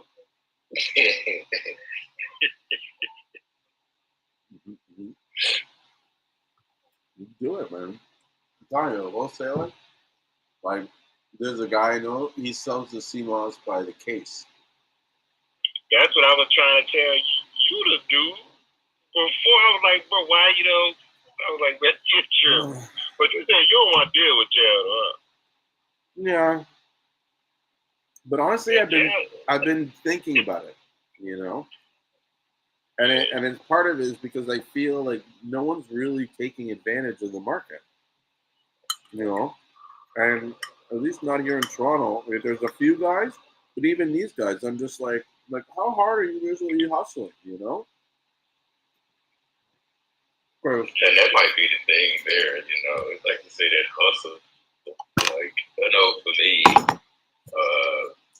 jumping into this was so easy because kind of already having that hustler ambition. So it's like, okay, well, you know how to go get the customers, you know how to go do this, you know how to, like even some days when I get in the kitchen and dropping the Seamoss on the scale, and it's like, oh, shit, like kind of shoot me back a little bit. But some people probably just seen the opportunity for Seamoss and don't even have the, I guess, hustler background to even, get that clientele like need be. It takes work, man. It's not easy.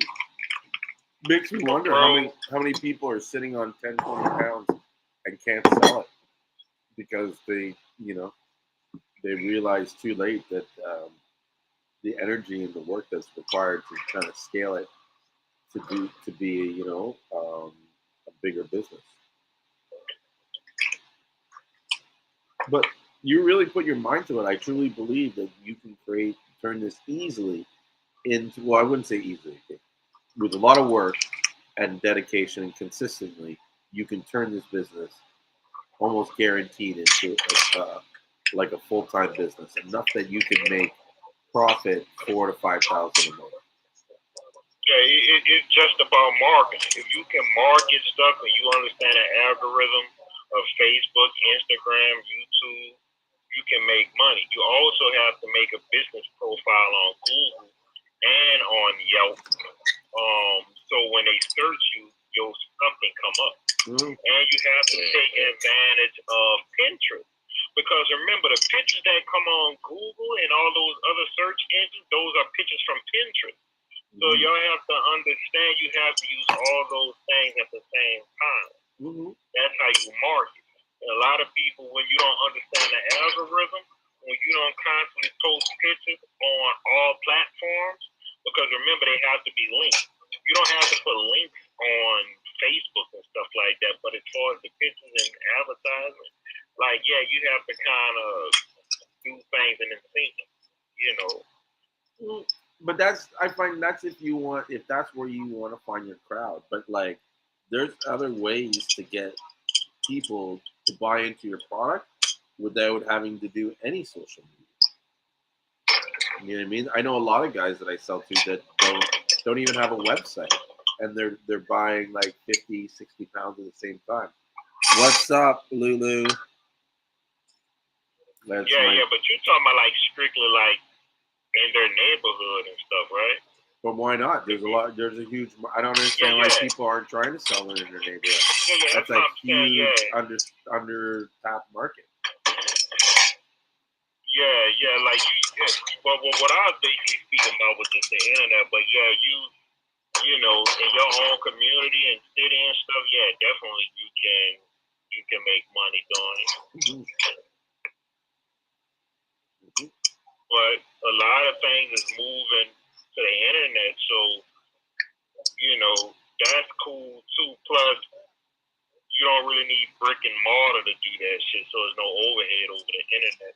Unless you need storage, the only thing you should pay for if you have a website is storage and a commercial kitchen.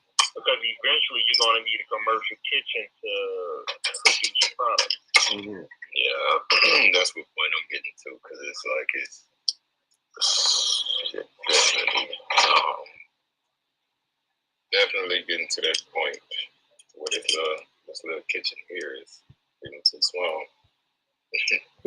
But see, that's where I was talking earlier about like how at some point the business industry needs to kind of like amalgamate like certain things where it's like not everybody has their own commercial kitchen. You know what I mean? Maybe one of them sets up a kitchen that everybody gets to use, or one guy makes the stuff for everybody. You know what I'm saying? Because it's just like if we all had to spend the time to build a kitchen, you know what I mean? That's money that some of us could have used to build something else, build more marketing, build better market share. That's why like I'm toying about like you say I should make it, but it's almost like if I do it, I'm gonna do it like on a wholesale level. Yeah, to support independent sellers. Maybe these barbershop guys or guys at health food stores or whatever that want the gel but don't want to make it themselves. And yeah, the gel goes. You need to put a link on top of this. You need to put a link on top of your page. And put what? A link. Of what? Link of what at the top of the page. For my website? Yeah, you can link your website to this room. Yeah, I know. I mean, I should, but I don't. You know what? Honestly, I don't do these to really try and hope to get sales. If the sale happens, then God brought it to me, and I'm blessed. Do you know what I mean? But for the most part, mm-hmm, this is more about doing something that no one else is doing. Really, you know what I mean? No one's doing these live streams like this. No one's talking about Seamoss on all platforms openly, candidly, without any fear about this.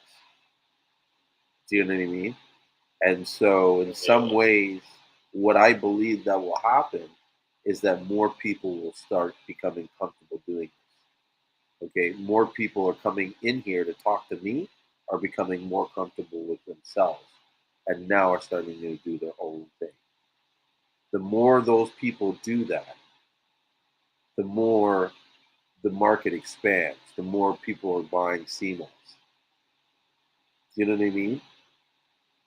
And so I realize that the position that I'm in and the ability, the space that I have the ability to step into, it's better for me to play the role. Like I'm more into the long game.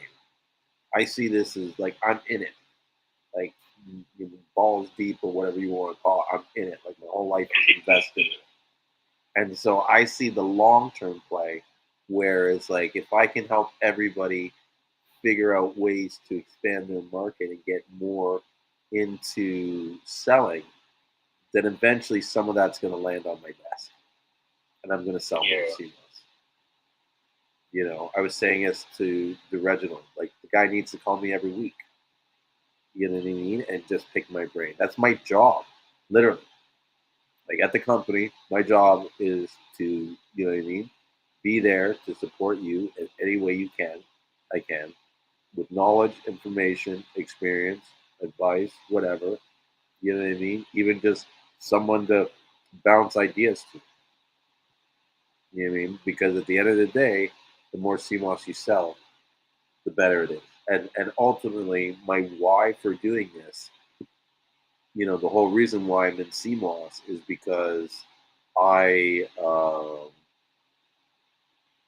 want to create more opportunities for St. Lucians. I want to show St. Lucians how easy it is to come in and do this stuff. Do you know what I mean? Like, look, like, and I'm not saying this to brag, but look where I am right now today, right? Look what I'm selling. Look at the following that I developed on the Facebook and stuff. And know that I started this with $2,000 Canadian money 2 years ago.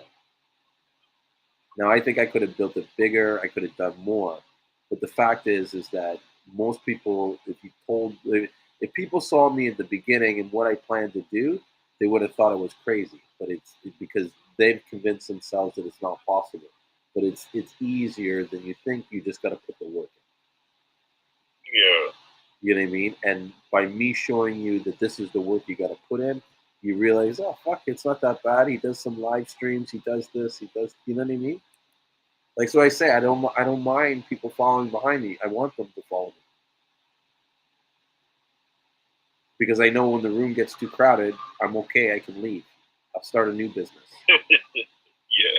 You know what I mean? I'm already working on the ideas already, so that when the space gets big, I'll go into real estate.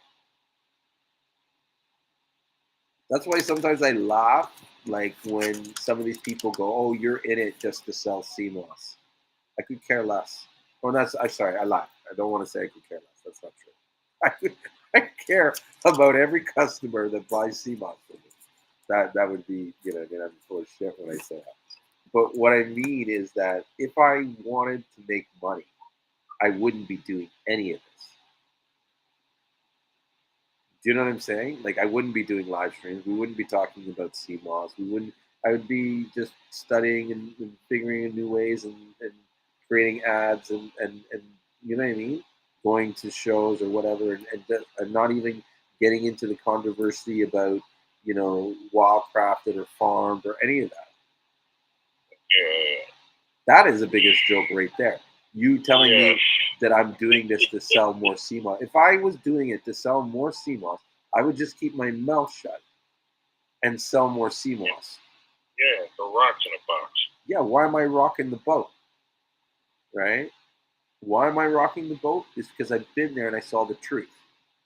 And I see that the lies that are being shown right now when it comes to that information, it's hurting people. And it's making it harder for them to do business properly. All those people would want to tell the truth.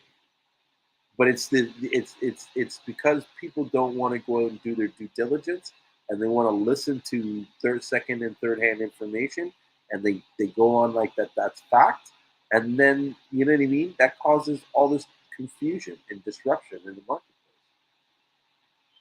Like the amount of time I spend trying to explain to people why there is no difference, and then when I spend the time and I show them logically, you know what I mean? They're like, oh yeah, that all I gotta tell them is say, well, not every rock has 92 minerals. And they're like, okay. So I'm like, okay, so then where is all the 92 minerals coming from? What are those 92 minerals? Why has no one ever found those 92 minerals? If that is just a known, do you know what I mean? Anyways, let us not get into let's not beat a dead horse. You can go back on many live streams and listen to me rant. Oh, wow, crap. But at the end of the day, it's like we're wasting so much. Ricky said that before from Seamoss.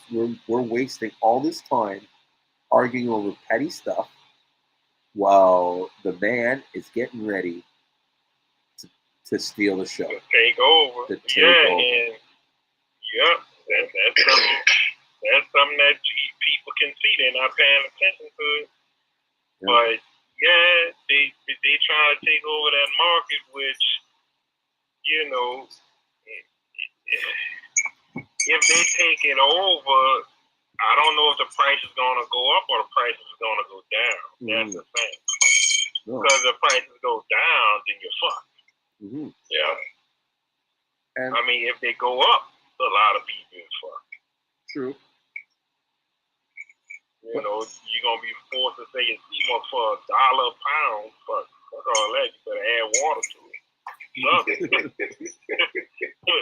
For real, bro.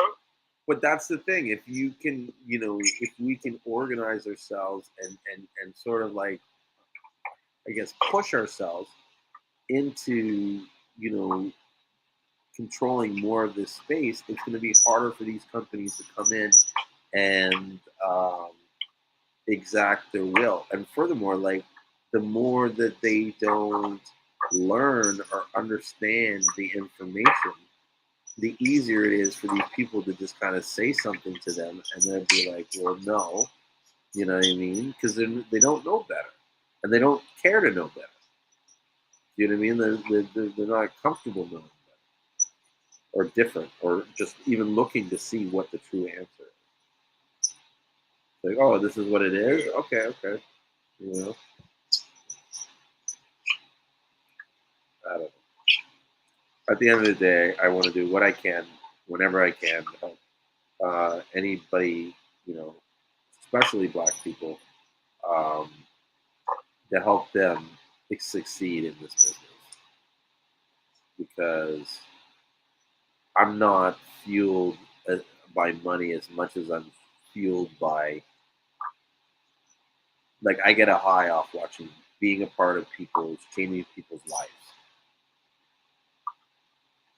Do you know what I mean? And so if I can do something or be a part of something that is going to life change your life, like whether it, like, helps you health wise, or opens doors because you now have more money.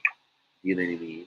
Like, there was one time, like, we helped this guy set up a Seamoss farm, and, like, he was, like, just wasn't doing well with his family, and, like, didn't have the best job, and wasn't looking like whether it was true or not, he felt like he was not contributing as he should be in his position. Do you know what I mean? And so to be able to get this opportunity to create this farm that's now his, and he can hand down to his children. And even when we were there setting it up, it's like now his children are there with him on the beach playing. The young son is learning what, he's doing. And that's going to keep that kid off the street. Do you know what I mean? That's going to make that kid think twice when his friends are, like, telling him, hey, let's go sell this shit, blah, blah, blah, blah. He'd be like, fuck no, I don't need to do that. I can go sell Seamoss. Do you know what I mean? Like, to me, that's the changes that I want to do. I could care less about the dollar. You know what I mean? If I want to make dollars, I'll go sell a house. Like, today I signed a contract to sell this lady's house for $2 million. I get 2%, 2.5% out of that $2 million.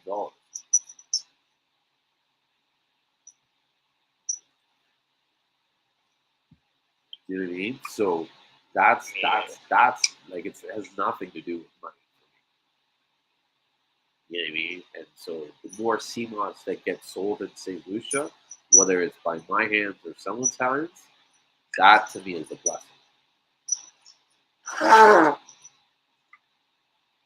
Because that means more money, more employment, more opportunities, more advantages. You know what I mean? And more people will see other people get successful. And I would rather see them chase Seamoss than chase, like, the local drug dealer. And I've watched, especially in the last 2 years, too much violence, too much issues.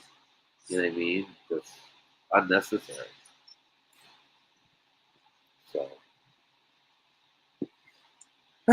got a little emotional there. I miss St. Lucia. I need to get back there.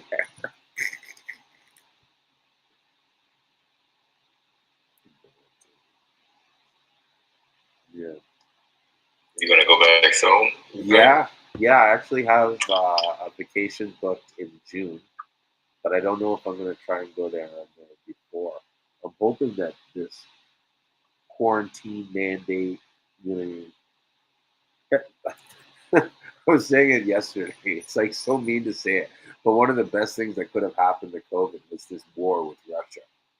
And so it's like, you know what I mean? Everybody's kind of like, what's COVID? You know what I mean? No one cares about COVID anymore. They're all focused on Ukraine and helping Ukraine. Yeah. Yeah, Cole gonna come back with a vengeance once they finish doing what they're doing. I hope not. They got the new variant, Putin variant, of going out.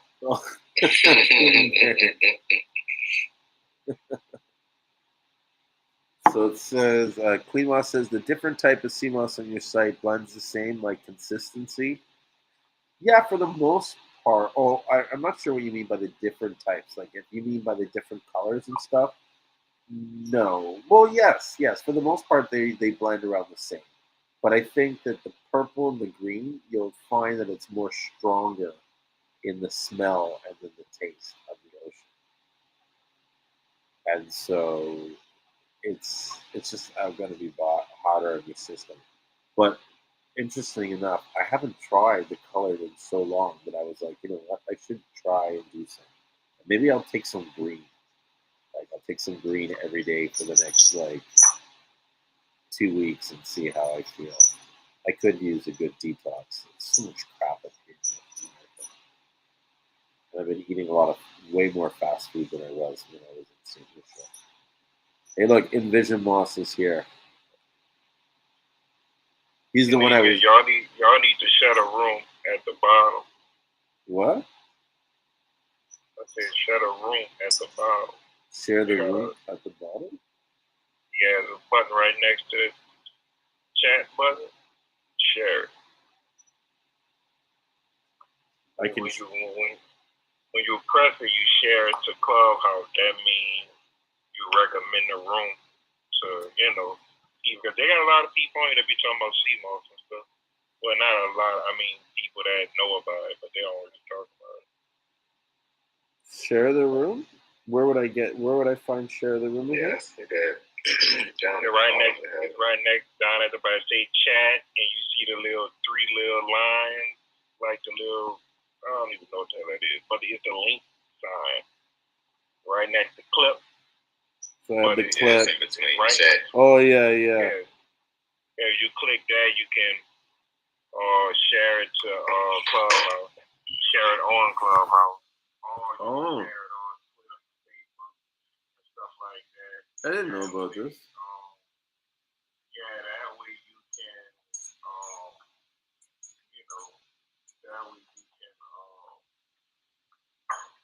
people can see it while they're on here. Because if it's the club, most likely you can't see the club if you haven't shared. Okay. I share it. Let me see if I can share it on Facebook. You can share it everywhere. They got Twitter, Facebook, WhatsApp, I think. And then you got to share it on Clubhouse. That way, you always be friends with whoever follows me or whatever.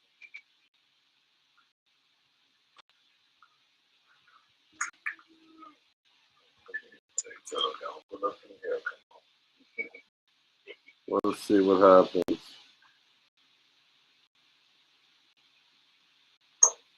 I've been noticing every time somebody go on a room, people actually share. What the hell happened? That way, more people. Someone like fucking hacked into my account. What? In my Instagram. What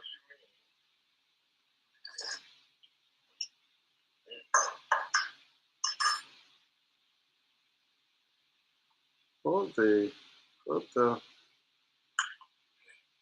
Someone, it's got someone. Oh, don't tell me that. Oh man, I think someone has logged into my Instagram and taken over my account. Yeah, I just looked at your account, so you on it. What you mean? You sure you didn't get the password? Yeah, it says it's likely that your account was compromised as a result of entering your password on a website designed to look.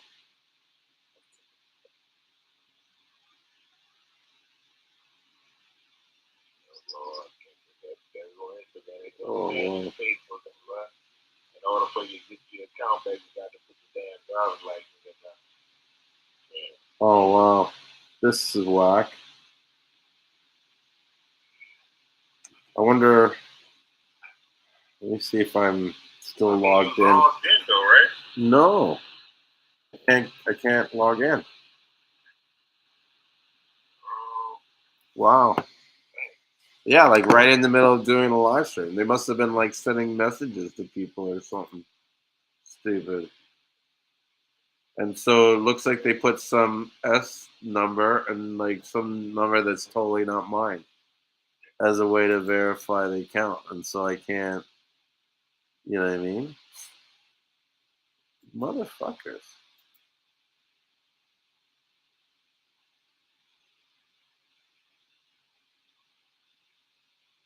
But what's crazy is that like you'd think you would give me the original. Like this is what's fucked up about these guys. Okay, so you've checked and seen right that my account's been compromised, and so you're asking me to send the information to verify who I am, but you're giving me the information that's currently in the account and asking me to prove myself. Do you see where that is? Yeah, yeah.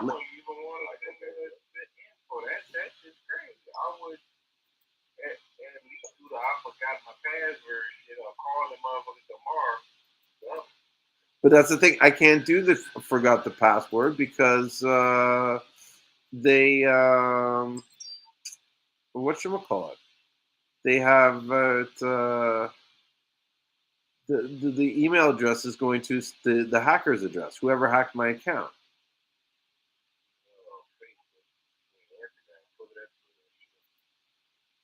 Mother, it's so whack.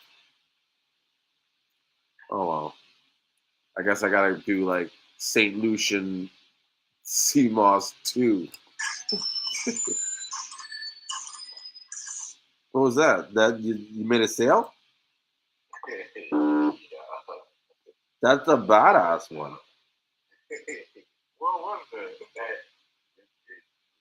On my phone in a MacBook, but it's a nice one, except when it's like 6 o'clock in the morning and it's going off. It's like, what the fuck? It's so crazy too, yeah. You always wonder, like, what the fuck are you guys thinking ordering at this hour of the night? Like, I got orders at like 4 o'clock. Yeah.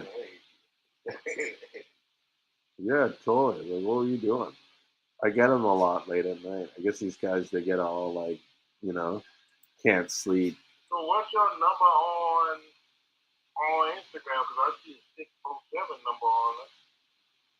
Yeah, 647-628-9736. But I guess the number on the account or whatever is different. Yeah, totally right. Well, I don't know what to do. You might just have to call. You definitely don't want nobody doing shit on the account. Yeah, I'm like, I'm in my other account and I'm like looking it up to see if it's even active. I was expecting to like log in and have them like already been messaging me. You know what I mean? Like, oh, uh, you know, we want to know if you want to do this or whatever. You know what I mean? Like they wanted you to join some conference or some kind of what is it that they get you to do? They want you to some money plan, some grant. You know what I mean? Like there's this government giving out a grant. They say, and you're supposed to like fill out the form to get it, and that's when you screw. It's always something. Well, the account looks okay. It looks all right. The account looks good, but I wonder, like, how do they get? And the thing is, I don't remember logging into any link about Instagram or anything. No, it don't gotta be like how they get your information is when you get new apps, when you download new apps and stuff like that on your phone. That's how they get your information, especially you use the same passcode. Oh no, that's weird. Like all those real apps that people download, They be stealing your information and shit.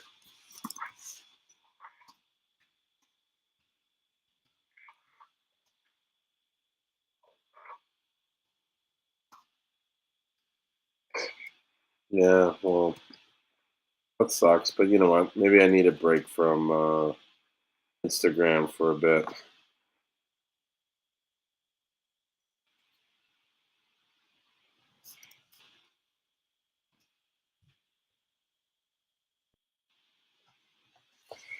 So, what do you usually go to study or research mostly that you look into? You talking to me? Yeah.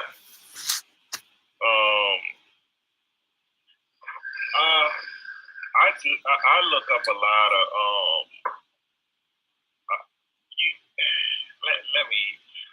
I look up a lot of different names. You have to know the Latin name of herbs. Yeah. You have to know the origin of them. And remember, it's always multiple herbs that have the same name. It can be from different countries, but they're not the same herb. But like I start with the books, Google, but Google isn't a good source at all for nothing. When it comes down to herbs and stuff. But you have to know like the original name, the Latin name, and like the common names and stuff like that, scientific names, the genus of the plant, the family and stuff. And India has a good library of herbs. And if you look to, if you know somebody that's an herbalist and they went to school and they have access to like a database of herbs, some from like India, if they went to school, then they can give you a lot of information because they have a database that only they can use. And they actually document all the herbs and stuff like that, which we don't have access to that type of stuff. But your best bet is to go into like Barnes and Noble and look in all those different books. Yeah. And, even if you're not buying it, just go up in there and read them and just remember the names and stuff like that. And that's what I do. I look at a lot of documentaries too. Like a lot of African documentaries when they talk about herbs and stuff like that. And when National Geographic was really National Geographic and Discovery was Discovery, they used to have nice stuff on it. Yeah, now they just reality TV. It's like what happened to the natural, like what happened to nature, like not even nature no more. It's all about the big fish. Alien catch. But that's what I used this the book that you told me about, the Encyclopedia of Herbal Medicine. Like I used that one, but then it's like I want to get like deeper, like you're gonna have to get the thick ass books that they sell in the stores, no pictures, no nothing. And it's gonna be thick. I'm talking about thick. It's gonna be like thick like 2 dictionaries. Those books may cost you around $600. The real herbal medicine books is gonna cost you around $600. You have to look at, I think it's called Ayurvedic medicine. You have to look into those categories too. It may be hard, but you can find real good books in that category. A lot of the tincture books aren't good. You have to look to get books that deal with a lot of what are they called? Is these particular herbs and mushrooms and roots that's adaptogens. Look into adaptogens because adaptogens isn't regular herbs or it's not regular like mushrooms and stuff. Adaptogens, people still don't really understand how adaptogens work because adaptogens, once they get in your body, they adapt to help you in areas where you need help at. They adapt to whatever wrong with you. So that's why they call it adaptogens. But I was looking to adaptogens too because they kind of lead you in an area where they only talk about herbs and plants that's adaptogens. And you understand where to put them at. And you have to learn about herb. Like they chemical compound or so. Yeah. So a lot of those books, they're gonna teach you a lot. Then you're gonna have to get into the age and study of herbs, which their stuff is real deep and long. But they use more than just herbs. They might use turtle shell with their herbs and thyme. They may use snake skin. They use everything. And it's proven to work, regardless of if you believe in using animal parts or not. So that's something, you need to get into because they have a deep level of understanding herbs as well. And I have websites that you can go to look up their herbs too. I have a lot of websites, and then I try to put the best websites that actually deal with the herbs. I try to keep all those websites that really deal with the herbs, like start with Botanicals, Mountain Road, the Florida Herb House. You have other companies that actually put out an annual report of the herbs and stuff like that. Like the best company as far as companies out here, I guess, where you can get the chocolate from that has less because everything is tainted right now. Everything is tainted because the world isn't what it used to be. So the chocolate has a lot of what is this stuff called? Damn, it slipped my damn tongue. It's basically a damn poison, but you can't really get away from it because a lot of stuff has been contaminated. But at least they put out an annual report of what's in it and everything that's in it because that's what that company strives for, like Mountain Road and shit. So it's that's who I would get my herbs from. Mountain Road's herbs. That's how I go. Yeah, and start with botanical a few times. Yeah, and they have more herbs than you think. They don't list them.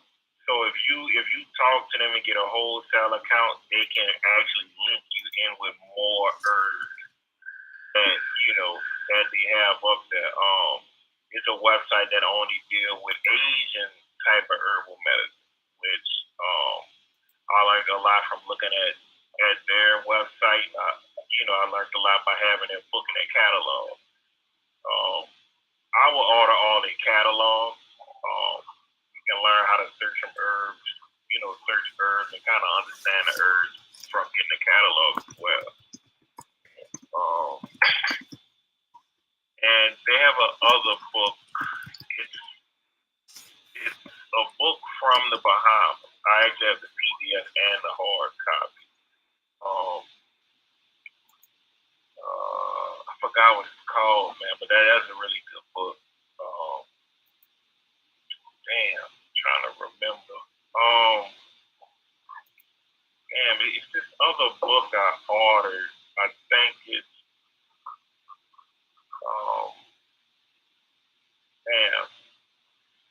but it's one of these books. I ordered the other one off Amazon. I'm not sure if I sent you a picture of that one or I sent a picture to somebody. But that one is real good on making tinctures. And you have the National Geographic book, right? No, I didn't get that one. I got the encyclopedia, Andrew Chevalier or something like that. Oh, and that's you told me about two of them. No, yeah, because one teach you how to make tinctures, soaps, ointments and salves and lotion and shit. You don't have that one, I think this one because I had got another book from him a while back, like when I just first started looking into herbs. Yeah, this one it teach you how to grow the plants, teach you how to make the tinctures, infusions, the wines and syrups, capsules, I would say get both of them. I would say get both of them because both of them have good information, and it wouldn't hurt to have both of them. So, like, I would, I would definitely those kind of hand in hand. Use them hand in hand. And it's the other book. It's the other book called Healing Herbs of Jamaica and Common Medical Plants of Portland. Those two books are pretty good too. If you want to deal with herbs from Jamaica. Yeah, because I'm starting to realize, like the herbs we have here, like in Western civilization, and ones they have in other parts are like different, big time different, different. So yeah, if I want to look into like you say, like the African herbs, like they don't sell none of the African herbs here. Well, they don't sell majority of the African herbs here. So you want to start getting into. I can give you information on how to get those. Well, African imports is a good place. Is a good place to start. And it's this woman. I can send you her WhatsApp information, but it's high, bro. Like it's man, that shit, man.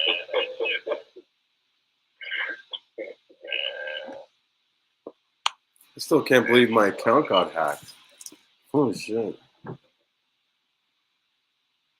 Yeah, that's what I just hear in the background, like tick, tick, tick, tick, tick, tick. Oh yeah, I'm like on that keyboard, just going. Fuck. Yeah, man. Trying to get it back, it's gone. But what's crazy? It's like while I'm doing the live stream, you know what I mean? They get access to my account. Like, how is that possible? I just sent you 3 different books. 2 of them are the same, but one is $89 right now, and that one is that shit was $600 a few months ago. Okay. But the second, I think it's a second edition or whatever. 2 of those books are the same book. I'm not sure if it's slightly different, but I have both. I have all 3 of them. But yeah, 2 of them are made by the same book. One is just published by a different company. I guess the woman got other company to publish her information and stuff. But those books are good if you're looking to, learn how to make simple tinctures and herbal combinations and stuff. Yeah, that's what I'm trying to get into. That's what I'm getting into is, start trying to make these teas and like you said, tinctures and different little salves and stuff like that. So yeah, can't be out here just giving anybody anything. Yeah, did you say you had Layla Africa book or single? Yeah, I was the one that said I got that book. Oh, you have Layla Africa book, How to Diagnose Yourself? Yep. Yeah, that book is cool too. Like that book is detailed. Like that book is detailed, bro. Yeah, I like that because you can tell, like even the pictures in there, you can tell that he sat there and drew those pictures. Like yeah, he took his time. Like this is how this goes and this that. Like first glance, like when I first got it and I first looked at it, I was like, what the fuck is all of this? But then like he breaks it like all the way down, like the whole human anatomy, the structure, just what this goes with this, like it's like, you know, how you can lose how you can lose so much energy doing this, and you know, everything is that one get deep. That one get real deep. Yeah,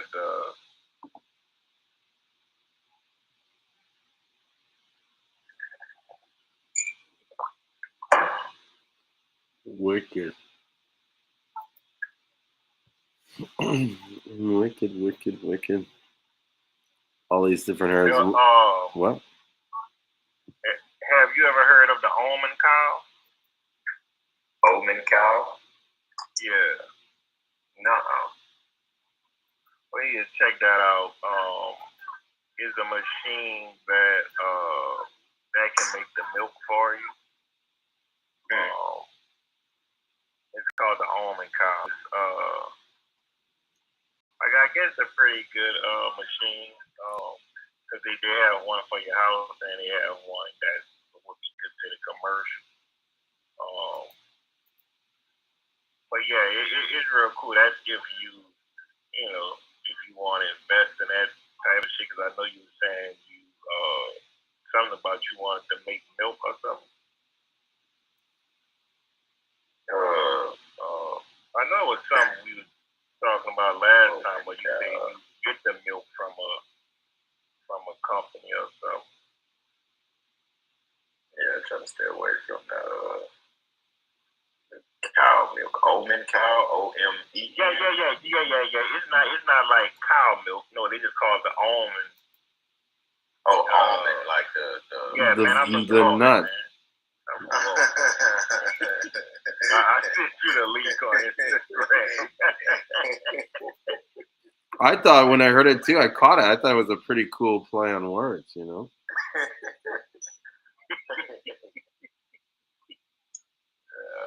Man, I was just out there in New Orleans not too long ago. I'm right here in Texas, and like I do roofing also. You know, so we've been out there back and forth, you know, working on the roofs and everything. The storm hit back in September or August. Ida, I think it was Ida. So we've been back and forth out there.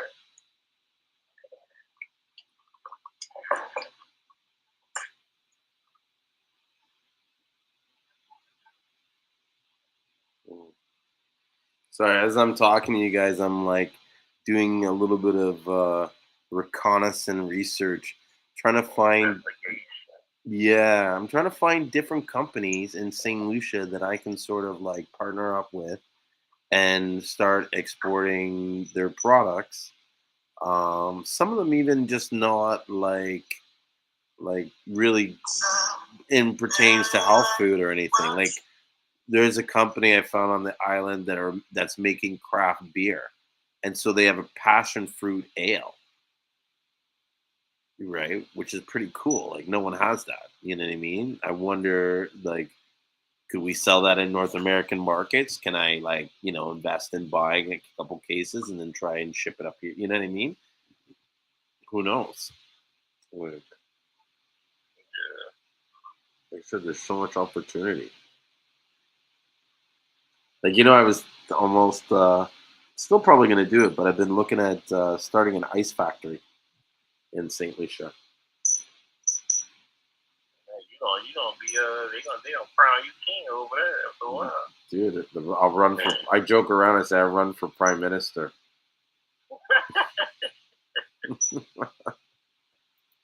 Yeah. I run for prime minister, and I'd fix that island for sure. Half their problem is that they fight. Like, I mean, sorry, not their problem. What I see is the issue in their politics is that both the political powers, they fight too much and they act very childish. They waste a lot more time trying to throw mud at each other than they do trying to solve a problem. Yeah, that's 5 people in jail. But they're crazy. I heard some shit today. Whew. Man, we got a lot of issues, but good grief.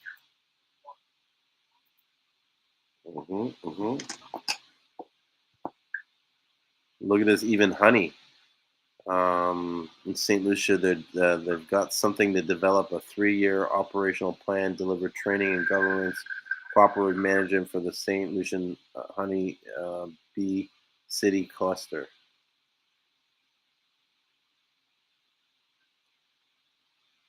Some of the biggest scams, I think, though, is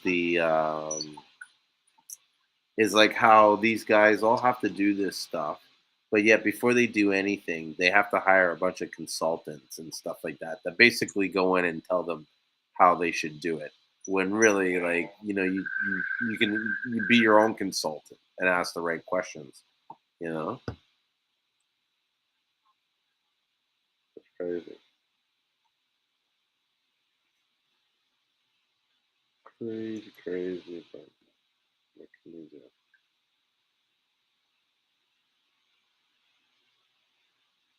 Definitely exporting.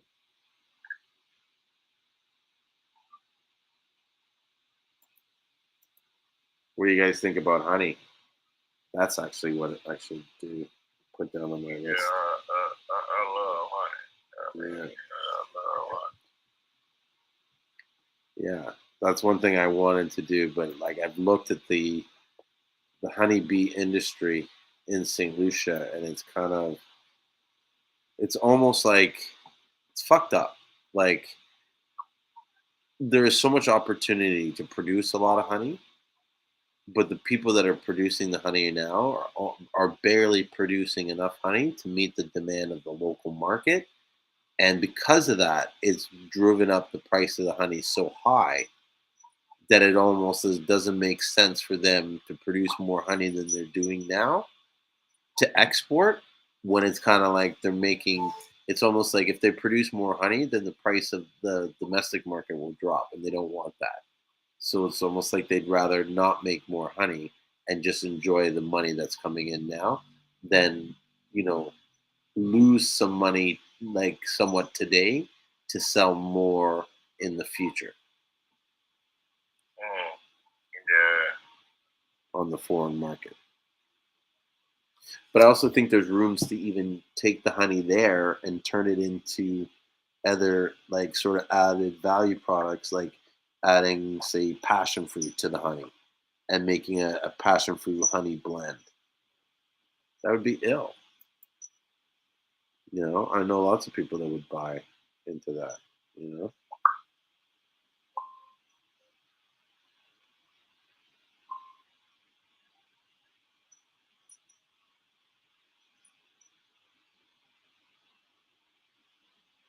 interesting. I'm gonna contact them about this honey. What is this about the bee city? Because it says honey production and honey exports present a great option for many rural St. Lucians to achieve financial stability. However, honey production remains a small industry that still relies on heavily traditional means of extraction instead of using technology. The Bee City project will reduce the constraints of hindering the expansion of the sector.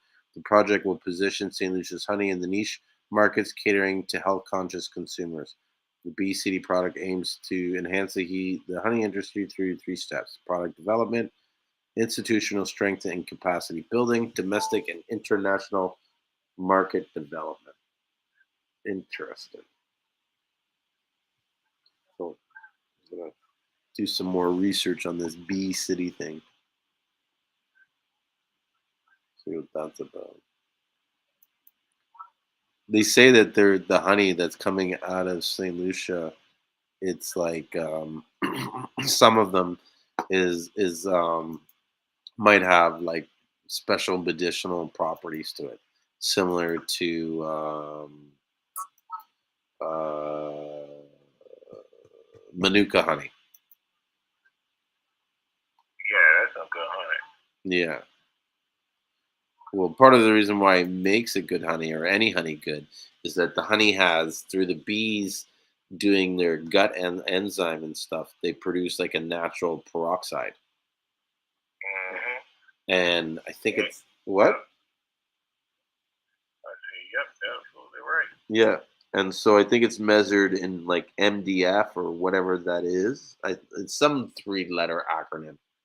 And so Manuka honey is high in that level of stuff, and so that's why it's like if you take it, you're supposed to just naturally get healthy because it's like a natural peroxide that will like reduce infection and clean inflammation and a bunch of other shit in your body. Yeah. Let me find this other book. Because I was talking about this other book online. 30-minute care, 50-minute care. I gotta find this book. And you say you sent it over on Instagram? You sent me the books on Instagram? Yeah, the covers of the book on Instagram. But I sent you a site from Jamaica that's pretty good, and that's owned by the people. It ain't like it's that's owned by the people.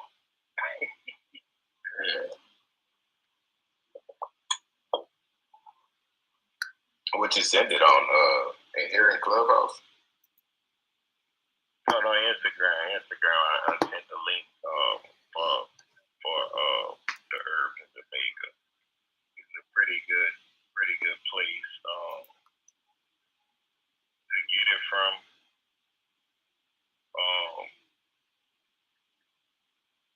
Because how they wash their stuff is pretty good. I kind of like certain methods of how they wash their stuff. And I'm trying to find this book about food grade peroxide. That book is pretty good too. I can't find it. Oh, this is crazy. I think I found something on the website that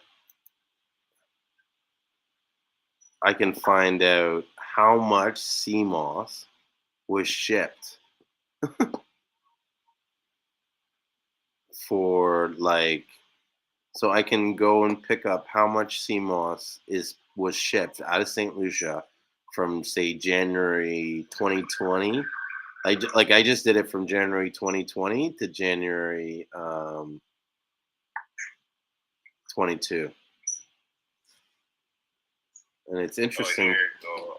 Over 1 minute here. Damn, I'm off.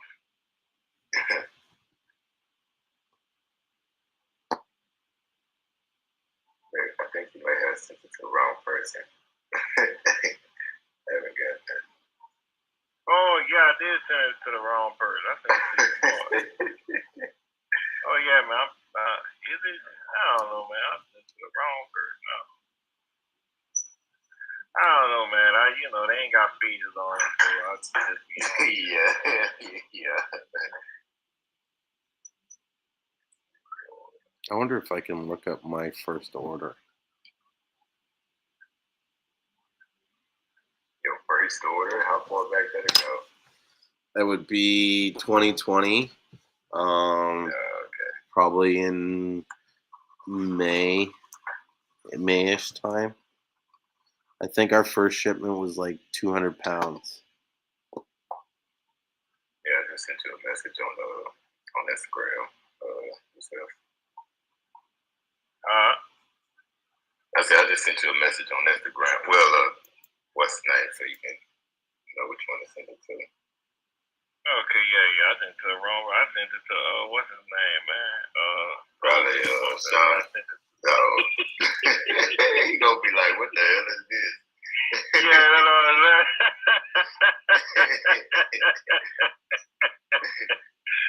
Oh man, I gotta take that. I'm gonna have to tell him. Next time we get on there, I'm gonna have to tell him, like, man, I was sending to the wrong person.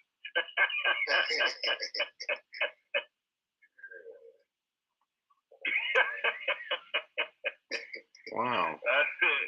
I did everything to the wrong person. I bet he on it.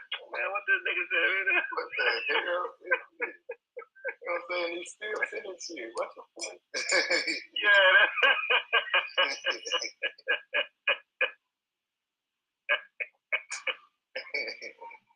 Oh man, it's crazy, bro. Oh man. I don't be remember who be on who be on anyway, man.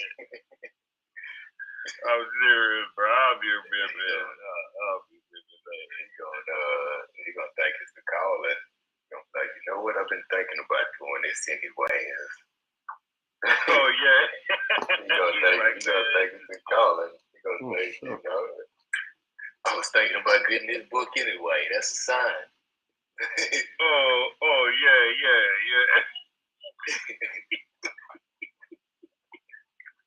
I done did everything to the wrong person.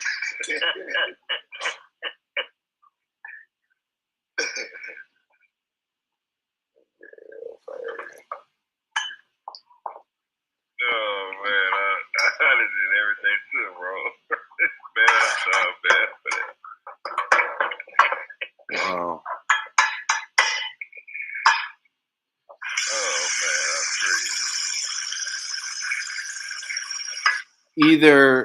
Either some companies are like shipping the Seamoss under a different pretense or a different code, or there's not a lot of people, like there's probably there's probably way more people out there selling Seamoss saying it's St. Lucian and it's not St. Lucian.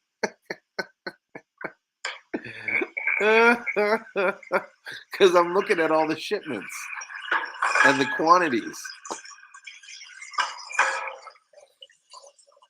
And I'm like thinking to myself, I'm like, where are all the big shippers? Gotta slap that good name on there. Yeah, it's like, Selling it out their backyard.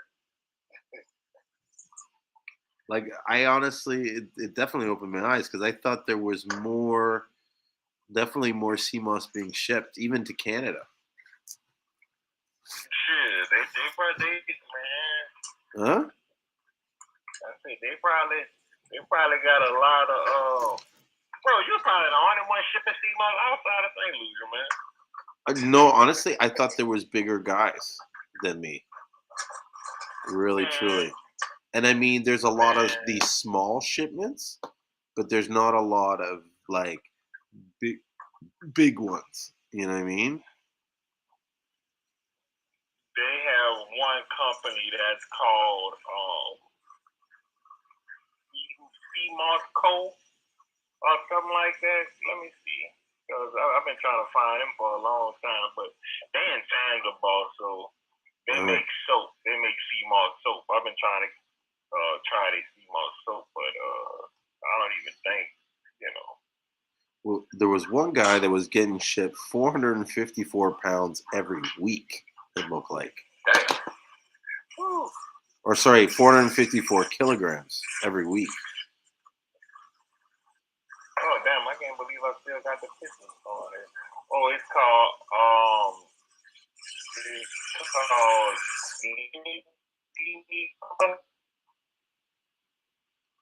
What? You were breaking up. Yeah, one more time. Oh, it's called. Oh, let me see. Damn, this picture's small because I was doing my investigation and stuff.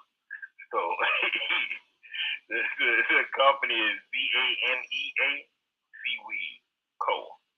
I guess the Co stand for company. VENA? VANEA Seaweed Company or Seaweed Co. Vina or something.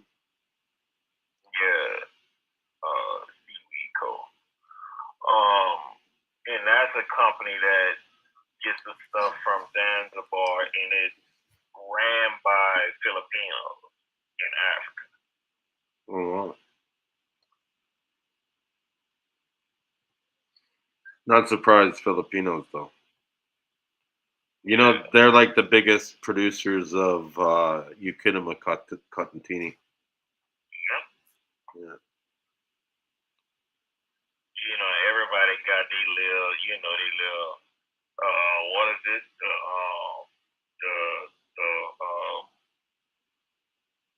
shit called a sanitary certificate? I don't know.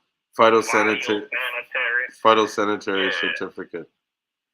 Everybody had that and they covering it up where they getting it from. I'm like, everybody know where you getting it from. Mm-hmm. They covering up the name of the address of the export, the people who sent it to them. I'm like, man, that's lame. Yeah. That is lame, bro. Well, they're afraid to know that I laugh. Like when I put my phytosanitary, I don't cover any of it. You see all the details. Yeah, that's lame to cover it up because I'm like, bro, all I gotta do is go to the website that's on that piece of paper and look up the company. Yeah. That's it. All the companies that ship out is gonna come up on the website. So,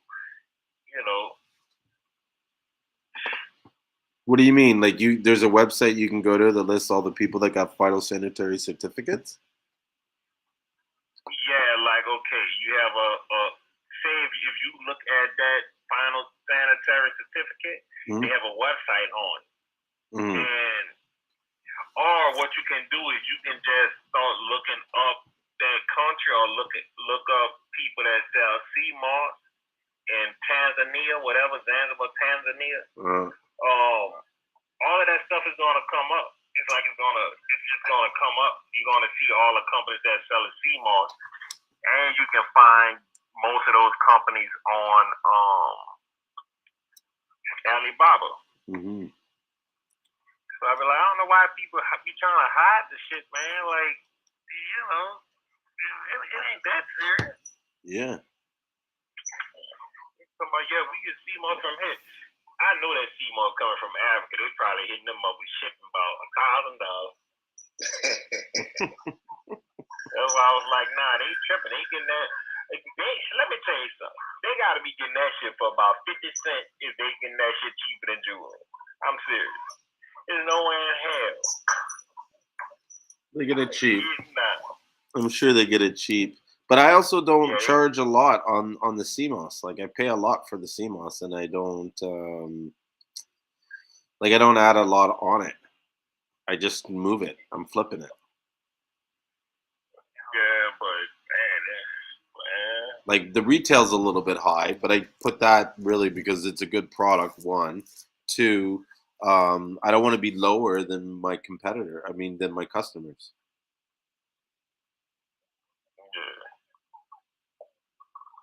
I shouldn't be lower. And I mean, even them, they should be slightly higher because of the service that they provide. Like, I don't provide as much as a service as someone that would be selling my product to someone else, Because I'm trying more the being the supplier rather than the end, I'm B2B rather than B2C.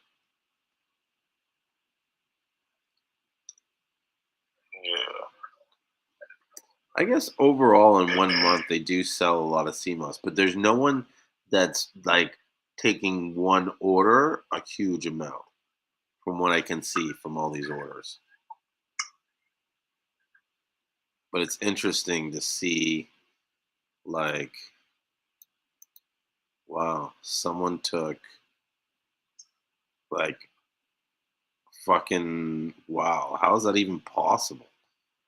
It looks like they took 500,000 kilograms. And they shipped it by air. Wow. That's got to be a typo. That's a lot of kilograms. It might not. It might not be. That's how the Asians move. They move that shit by the tons coming to the U.S. But on a plane? I'm on a show, man. Man, have you ever saw those FedEx planes? Those UPS planes? That ain't regular planes. That's some shit the Army be dropping tanks in. For real, man. Like, I don't know if people know. I don't know if people know, but UPS and FedEx have their own airport. That's their shit. Mm-hmm. So only thing coming in on their plane is drugs and everything act like they're not moving that dope. They moving dope because they got fined what $1 billion something dollars before moving all that dope. Talking about we wasn't checking it, man. Bro, they brought so much drugs to the country, bro. Real, I didn't know that. Yeah, ain't nobody checking their ass. They got sued. Nobody was checking them. You know, they got sued for that shit. That's crazy. Man, this almond cow shit. Hell, I can make some Seamoss milk. Yeah, that was your boy. That was your boy talking about the milk the other time. Seamoss Gold Seamoss. Yeah, Ricky. Yeah, Ricky. Yeah, that's who I sent all the stuff to. I thought that was because I hear the voice, but I don't see the, I wasn't looking on the clubhouse there. They probably won't. Yeah, he'll appreciate it. You're like, man, what is this? Oh shit! It'd be just like, well, thanks. I probably woke that man up and everything, bro. No, he was up. He was in the live stream on Instagram earlier, just watching. A lot of times when he's working, like producing stuff, if he's making a lot of noise, he won't turn it on. You know what I mean? He'll just he won't come and talk. He'll just listen until I say something that catches his interest, and then he's like, "Hey,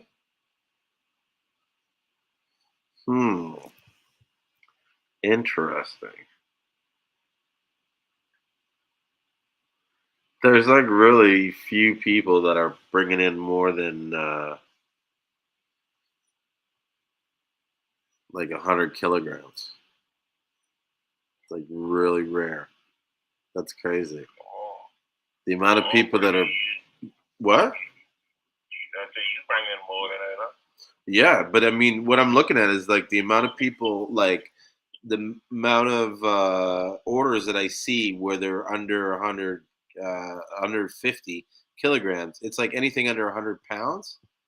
It's if I sent 5 pounds or I spent 38 pounds, it's going to cost me pretty much the same in shipping costs.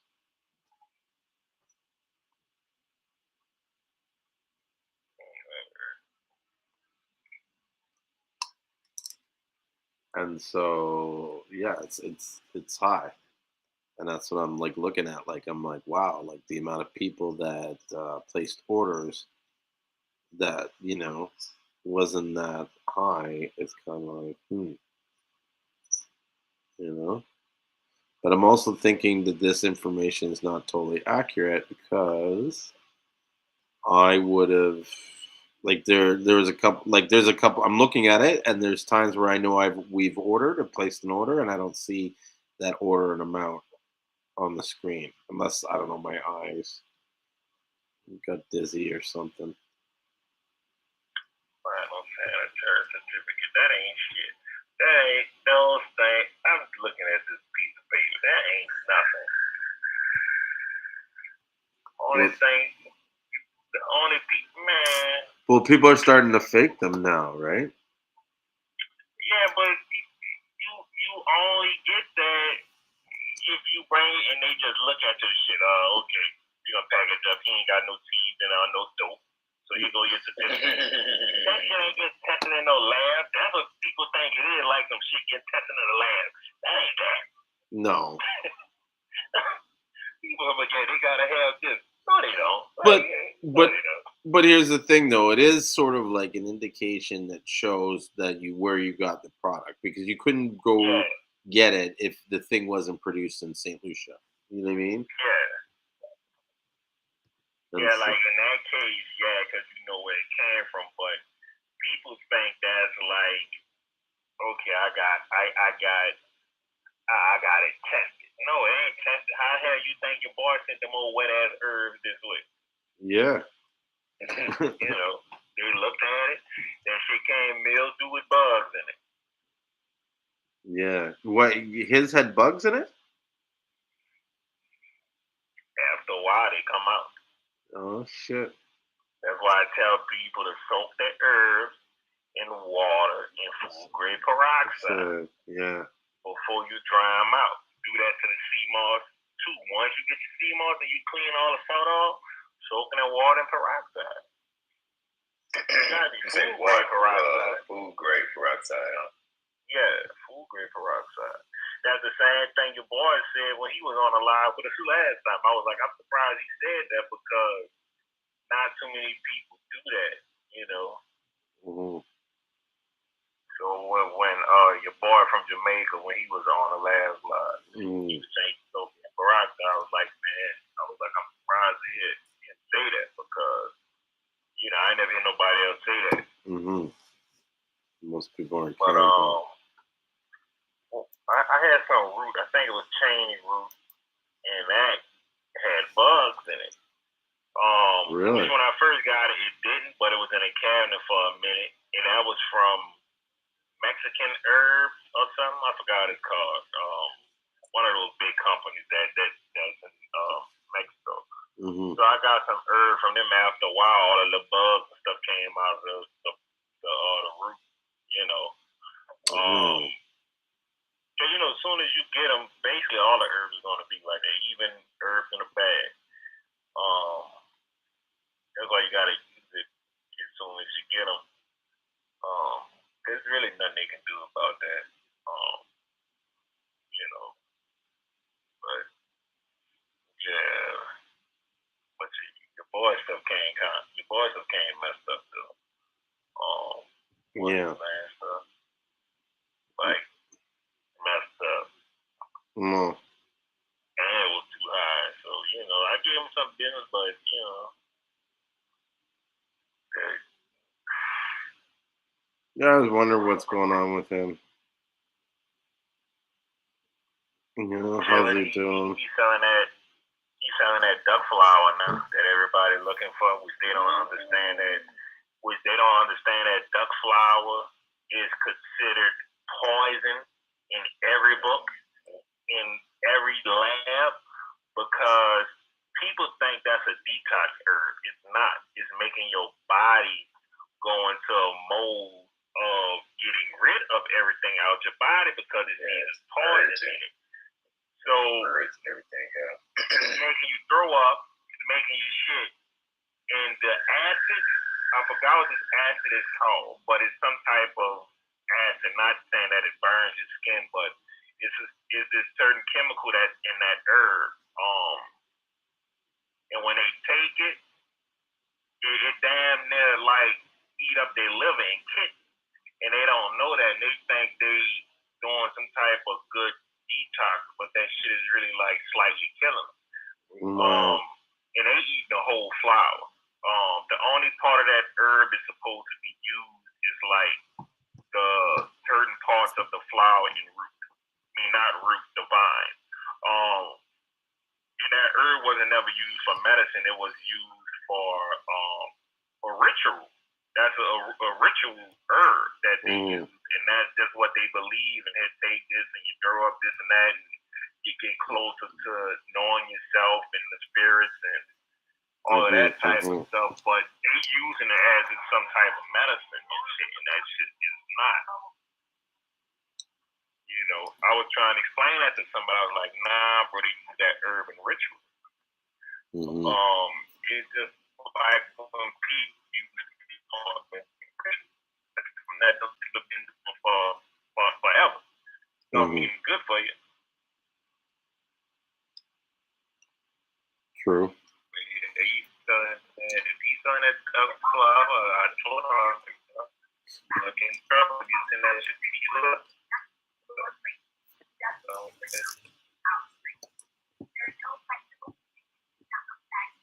Yeah, these guys gotta be careful about some of the stuff that they're taking and not understanding it fully. Yeah,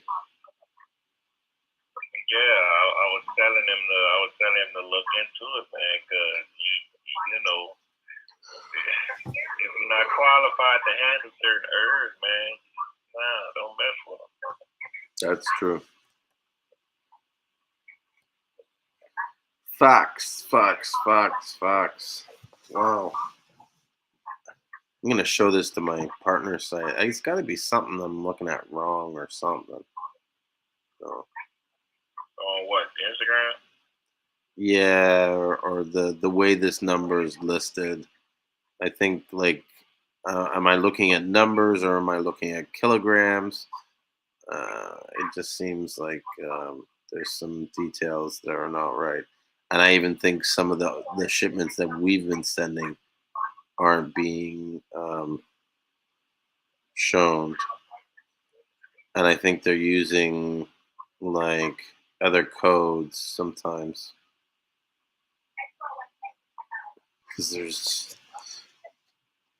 like how they track these shipments, like how they know it's shit CMOS is because when you ship it, you have to use like an import code, and so the import code for CMOS fit for human consumption is 121221, right? But sometimes you can get uh, stuff like someone could have sent it, and even though it was fit for human consumption, they could have said no, it's not, and labeled it as that. And so if I'm not looking for that code, I might not find it. You know what I mean? It might come like it's not regular, but and I'm just looking at some of these orders, and I just feel like for the amount of order, like how do I put it? It's like for the amount of people that I see that claim to sell the amount of CMOS that they sell, you would think that there'd be more shipments going out in larger amounts. And that's not what I'm seeing. Like I'm seeing usually nothing more than 1,000 pounds. And even some of the orders, I don't think I've seen any of the orders that are um, that we placed. I'd have to go back and look at the exact number that we shipped and try and match it. But from what I see, it's not there. Like I don't see any of our orders because we've never shipped less than like 1,000 kilos. Or actually, I lied. In the beginning, were shipping less than 1,000 kilos. But like in like say the last year or so, it hasn't been less than that. Well, that work, man. That work. Yeah, but it's like, where's the work? There's no evidence. It's like I need to see my name on the board. But then I'm looking at some of these, and it's like occasionally you might see someone shipping 1,000 kilos or over 500 kilos, but it's like 24, 3, 5, 11, 12, 20, 10. It's like holy shit. There was a lot of, I guess, direct. I mean, this is good too, right? Because a lot of direct. Um, these are like for a lot of direct sales, in a sense. Yeah, man, you gotta take over, bro. None of that was supposed to be sold without you being in. What do you think this is? The mafia? Nickel bag, dime, shit sold, you want it. Yeah, I want Don't matter. I want $1 for everything. Yeah, I don't need to make all that money, but what I would like to see is something where it's sort of like I'm looking at all these small shipments, and imagine they ship that one time to one area, and then it was reshipped out from there for less. And so it would be cool if these like farmers could trust me to send the CMOS to our location and even send it as one giant shipment. Do you know what I'm saying? But everybody has their sort of, I put in 5 pounds, you put in, 1,000 pounds or whatever, and that's what you're allocated when the shit gets here, and then you can sell it and just pay a little bit for someone to package and ship it for you. I don't know what to see. Let me see if there's some way to do it to make it work. But if it can work, it could save a lot of people a lot of money on both sides. you know, because for every shipment that this made, someone had to pay a customs broker fee to clear it, for the most part, unless there are smaller amounts or the value is under a certain amount, they can usually get by it. Even me, the first couple times I made shipments, I claimed that they were for my own personal use, which was pretty interesting to see me sort of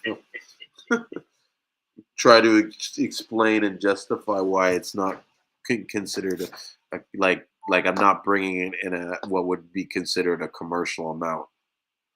And like imagine I'm bringing in 1,500 kilograms like in like 50 boxes. You know what I mean?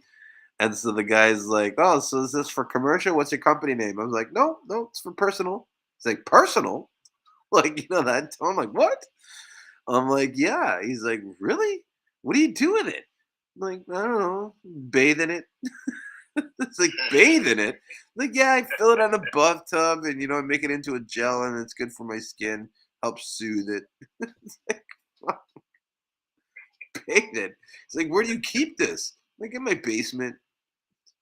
Like, yeah, I got storage there, no problem. Just 3,000 pounds of Seamoss just sitting there. So I think I did that like 3 or 4 times, and then like on the third time or fourth time, I was like, okay, um, I think it's time that I invest in a better system, a better way of doing this. And so I hired a customs broker. And sometimes I feel like certain things happen in my life where I know like God made this stuff happen. And it's like stuff that it's like, when you like, how do I put it? It's like you don't see it totally happening then, but you know that there's going to be this thing happening in the future. And so I how I got the customs broker that we use now, there was some email or something that they sent me, some spam, and it was like, and that's my thing is because it's like I remember getting it in my email, but not me requesting it. But it was like a video on how to and I import it into Canada. And so I was like, okay, let me see about importing. And then I watched the video, and then I met this guy in St. Lucia that has all this land, and he wanted to talk to me about selling produce and importing it. And then she like literally called like the next day out of nowhere, and it was just this girl. I can't remember. I think her name was Margaret, and she was so nice, and we clicked it. Like we talked for like 3 hours on the phone. And then she's like, "Oh, I'm going to introduce you to this person and that person and this and this and this is why sometimes you got to be like nice to people and just like see where things go. Like even if they sound a little crazy or a little off or you don't click with them, you know what I mean? You almost got to give everybody the benefit of the doubt because you never know where that journey is going to lead you. So she's like, introduced me to all these major players of people that are dealing with produce and stuff like that in North America. And so I opened the door on that, but then also with this brokerage, before I was paying upwards of $350 to clear a package in the States at least. I now clear a package for like a fraction of that. Like I don't even want to tell you how much it is because you'd be like, holy shit. But imagine, like, I told a couple other guys that do shipping, and they're like, "You're serious? You're lying." Like, I don't think they even believe me. I think they think I was full of shit because it was just so cheap. And yeah, and I feel like that was a gift from God to save me from having to continue because it was almost like in the your back of your mind or in your heart, you're like, I can't keep doing this. I can't like I'm gonna get caught. You know, if I don't stop. And so that's what it was, you know. But at the end of the day, how are they going to catch me? Like you have to prove and show that I'm running a bit. Like you'd have to follow me for like 2 weeks, you know. And even then, what are you going to see me do? Like walking around because all the stuff I No, seriously, the business is all online. So what are you going to see me do? You know, unless you're in my bedroom watching me on my computer, you're not going to be able to figure it out. You know, so that is what it is. I don't even know what I was talking about. But I'm gonna go ahead and get up out of here and it's good old night. Yeah, I think so. I'm gonna get it too. It's been a low night. Not a lot of people have shown up. It's weird, like how sometimes you can get a lot of people watching, and then like a couple weeks later, you get like zero engagement, like nothing. I think I've like ran off too many of my potential fans through. Not talking about the Rock. Yeah. Oh boy, don't get me started. I kind of, not that I blew up on this girl, but it was just, you know, when you have to kind of like take your like a second and go, because you realize it's not her, it's just you, the way you know what I mean. So she's asking me a question because she's curious, right? And I'm just like, and she's like, well, you know, they say that, and I'm like, yeah, you know what? They say a lot of things. Doesn't make it true. It's just like, whoa, like, where does this guy come from? But it just bothers me because they call me and it's just like, I know what I'm talking about. Like, why would I lie to you? You know what I mean? Like, why would I make something up in that? Well, so like, well, why are you on the phone with me? You know, that's what I want to say to them sometimes. But no, I'm patient and I explain to them how algae works and how it's not a plant and how rocks work and how no rock has 92 minerals in it. So that's the burn right there. No rock has 92 minerals in it. Yeah. Yeah, and that's I love how you say it underneath your breath. Like, these guys don't know. And bro, let me tell you something. Everybody want to spend money on getting the seaweed test. I don't believe in that. Why? I mean, if you want to, you can do it, but they already have books with all this shit in it. Yeah, what are you testing to see? You can't look up Seamoss. It's seaweed. You have books, cookbooks, nutritional books. You have all of this stuff already. Mm-hmm. You know, and all of the stuff is in there. Every single thing that's in Seamoss is in those books. Mm-hmm. You know, and they not one time they mentioned 92 minerals or alkaline. Why? Because you want to know Seamoss. If you go down to the nitty gritty, you'll find out that the alkaline shit is is not what you think. You know, it's really not what you think. You know, it's just not what you think. Yeah. The Gasolari is more catabolic, and Contretripsis is more anabolic. One helps you lose weight faster. One helps you gain muscle faster. But they both good with recovery. They're both good with gut. They're both good with, as far as helping you stop being so damn hungry. Both of them are good. Both of them are just slightly different. But they're not even the same thing. Two different plants. Well, not plants, I don't want to say plants, but two different seaweeds. Yeah, you almost like would have to take both. Like, it would be beneficial for you to have Contretripsis and Gasolari. Yeah, exactly. It's not gonna hurt at all. I don't understand what this, always this fascination of having the best. Yeah, and it's not no best. It's different. An apple not better than an orange. An orange ain't better than the apple. Banana ain't better than none of them, and they're not better than a banana. They're all different. That, And yeah, that's the best point. Yeah, all this super fruit stuff. That shit don't even exist. I mean, I know we say that, but it's like, oh, it's a super fruit. No, it's not a super fruit because they've been eating that shit in Jamaica. Y'all dumbasses just got on it. So anytime they find something, oh, this is super fruit. So when the white people get on Moringa, they go, oh, this is a super fruit. We got Moringa cornflakes. They're going to want to put it in everything. So it's not a super fruit. It's just what it is. It has all of this nutrition in it, and a handful of moringa leaves ain't even enough to give you a lot of nutrition value in it.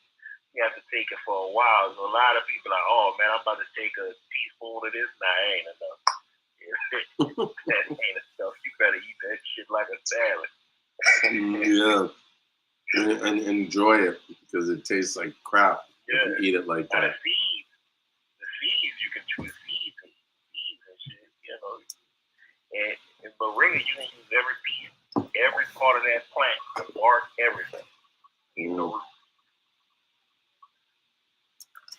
About these crazy gloves today. I went to the hardware store because this guy. Well, I guess he's not going to show. I don't like to talk about people's business, right? And I don't want him to hear this story and then be like, "Oh, you know what I mean? You're putting my name in the streets or whatever." But this guy is in a really kind of I wouldn't want to be on his position, like in his, like I wouldn't want to have his life. And so he's been in and out of jail all his life. Right, he just got out of like 4 or 5 years of being in jail, during which time one of his brothers dies.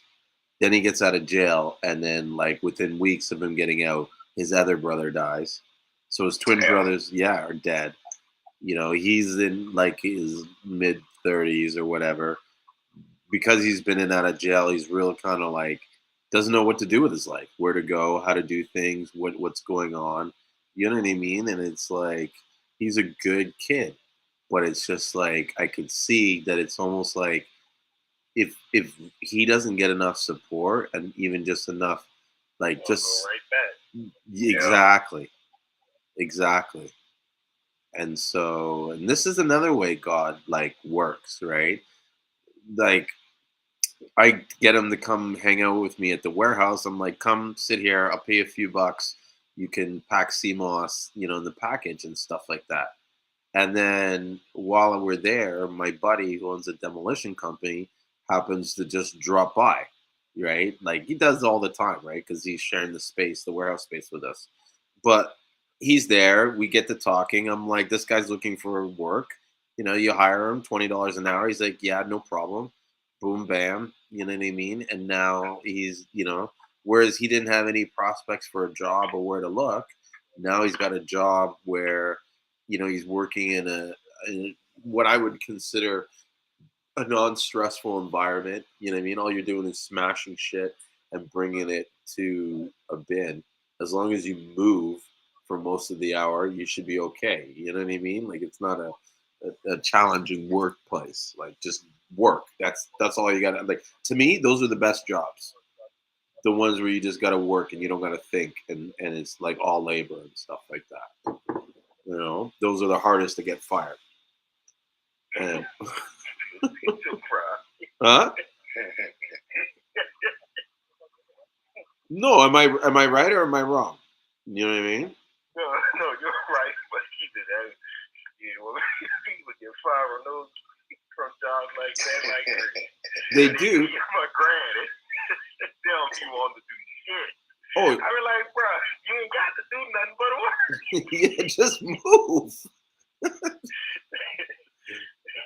Listen, like I should teach a job on like certain like the number one thing. You know what I would do that would always guarantee that I would keep a job? I always made sure that when anybody came in, if I wasn't doing, like I would always be doing something. So while everybody's hanging out and talking or whatever, I had a broom in my hand. Almost always, I always had a broom in my hand. And so, you know how they kind of gather and work or whatever. I would just be sweep. Like if I didn't know what to do, I'd pick up a broom and sweep. You know what I mean? That's a go-to right there. Go-to, right there. And That ain't go wrong. I guarantee you, when the boss walks in the room and everybody's flopping the shit, and he looks at the one guy holding the broom.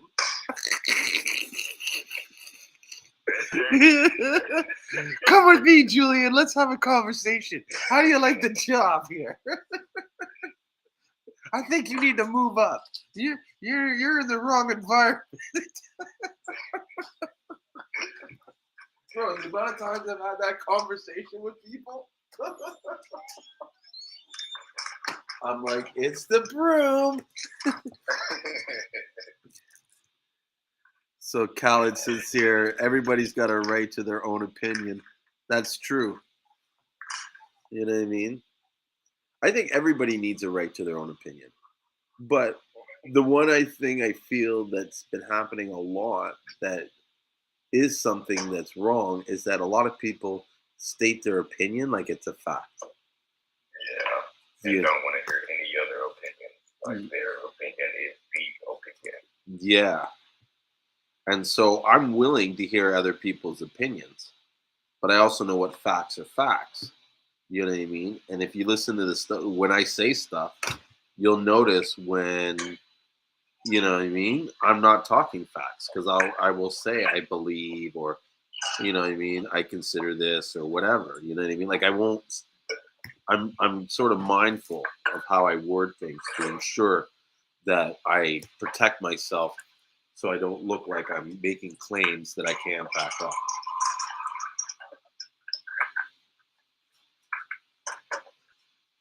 Bro, I got these I can't wait to try these out tomorrow. I got these, they're called Mad Grip Performance Hand Protection for automotive, mechanical, do-it-yourself, oil, gas, construction, lawn, and garden. And so you should see these. They're like a felt hand with like a thick latex covering on it. And so I'm getting it so that I can, when I'm packing the Seamoss, it doesn't puncture my hands. It doesn't damage my hands. Yeah, I bet this thing got to be rough. Well, dude, even that super dried Seamoss kills my hands. So you said it's latex? Yeah, or I don't know if it's latex or some plastic protection, rubber. I assume it's latex.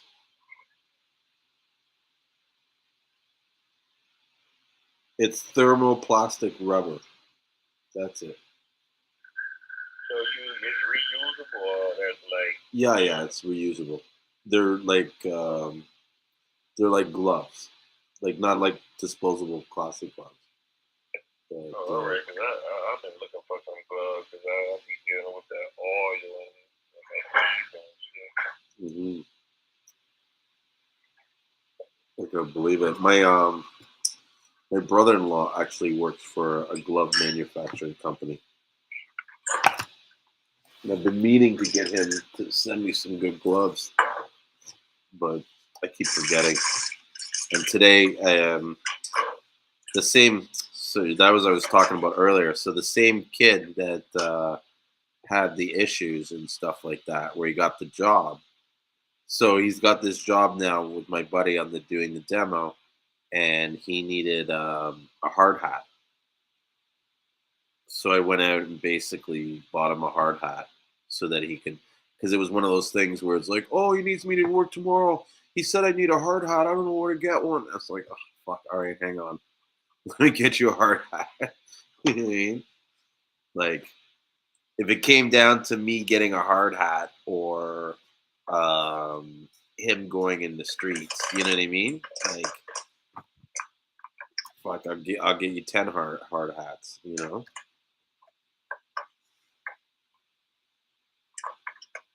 And so that's where I got these gloves from. Like, fuck it, while I'm here, might as well. Yeah, exactly. That's exactly what it was. And I was like, I need these for my hands are getting all torn up and stuff. So I got two pairs. One that's like really thick, and then another one that is like just like they're like a fabric glove. And which are these are the ones I've had before, but the other ones, it's like they're so worn that the fingertips are all gone. And so it's almost like when you have those hobo gloves where they have the holes and the fingers. You know what I'm talking about? Like the tips of the fingers are chopped off. It's great at the fingertips. Yeah. Yeah. So imagine the gloves look like that, whereas like the tips of the fingers all rubbed off from me trying to like grab Seamoss from the bin. Yeah, it's pretty crazy. But I know, Reginald, you were trying to get going, and really, truly, I should be getting going. I got to stop trying to have these 3 o'clock in the morning kind of things. So let's call it a night, and maybe next week I'll do a review on my workman gloves here, to let you guys know how it is. And that's another thing too. Would you? So Reginald, would you order more of that? That dried gold, that super dry? Yeah, for sure. Because I actually might be able to get more of that. You sell and how much cheaper you selling that for? I sell it on the website $180 for 10 pounds with shipping.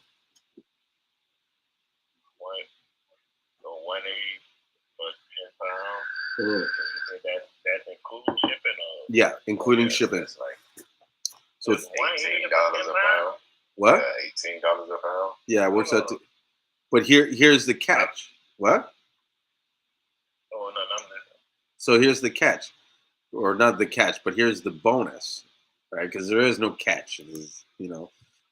Because it's so dry, there's more Seamoss in the box than if you were to buy the stuff that's not as dry.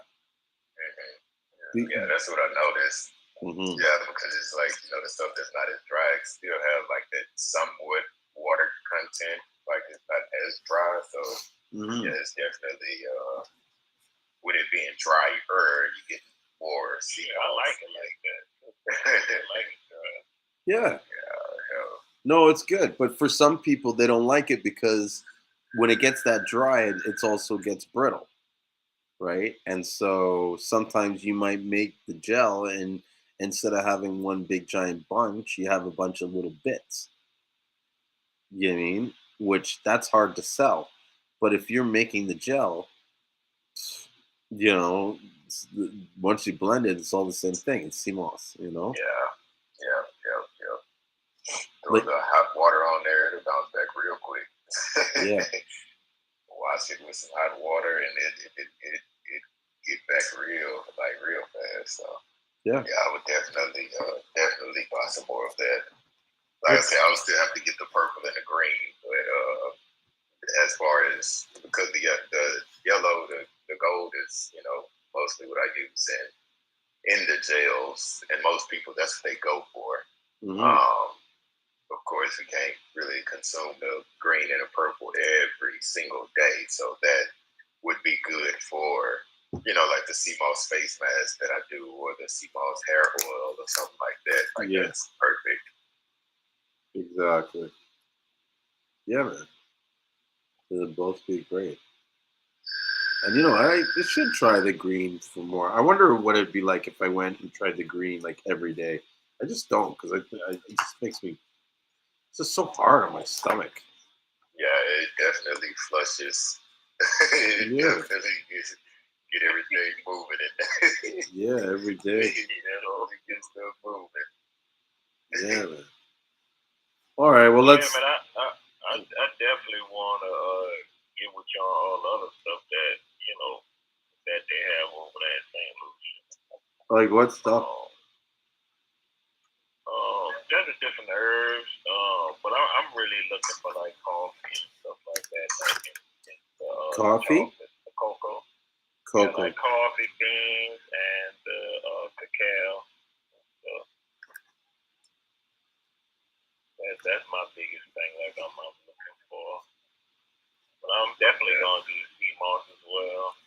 Actually, I'm gonna make some calls tomorrow about the cacao, because that is something I think a product that I can start bringing in different Yeah. like cacao nibs and stuff like that, and the chocolate sticks.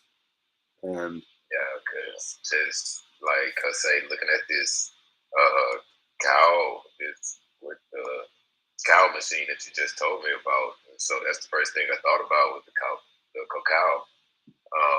Yeah, that's like natural chocolate. So I mean, mix that. You have your natural, plant-based milk, and then throw some plant-based chocolate in there, and then boom, you got chocolate milk. well, Or even with the coffee beans, you can do it like that. Now with that if you're trying to make chocolate, you got to let those beans ferment. hmm Mm-hmm. but that brings me an interesting idea. It's like, if you're going to be making gel, maybe you should look at also seeing if you can make nut butters. Because not nut butters, nut milks, Mm-hmm. right? Like just Yeah, like that's that. what almond cow.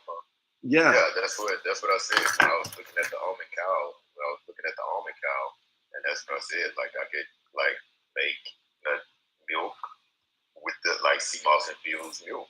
Yep.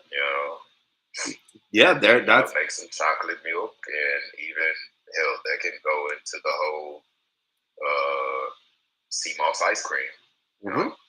Yeah. Seamoss ice cream pops, or the Seamoss sticks. I mean, the ice cream bars. Mm-hmm. But they have I was looking at their website, and they have a bunch of recipes on a lot of recipes that can easily be infused with Seamoss gel. Yeah. Yeah, they have cookbooks, cookbooks as well, so you can look that stuff up too, but they have some decent stuff. Yeah, so the most likely end up buying that machine. So most likely end up buying that machine and go stock up on a bunch of different nuts and get to creating, go into scientist mode and come up with something in Seamoss milk. Yeah. A lot of people are going more so to the plant-based milk-ish, kind of way. So, well, there's definitely a big interest in the Seamoss conference. Like, I've had a couple of people contact me about that. Do you know what I mean? And so when you're talking about like the community sharing information and stuff like that, it's like, yeah, because they were all like, the girl, like this one customer calls me today, and they're like, "Oh yeah, so when you do the Seamoss conference," and I was like, "Seamoss conference?" Like what? And then I was like, "Oh yeah, we were talking about that last night." And I was like, "Listen, I'm gonna be telling you the truth, right?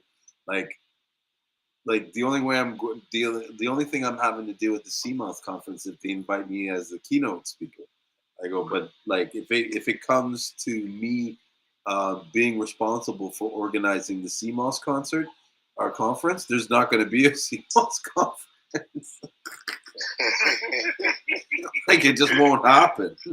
And you can tell she's all like depressed, but it's like seriously, like you know how much stuff I have on my plate right now. Like I can't let someone else do that, and I'll show up and I'll promote the shit out of it.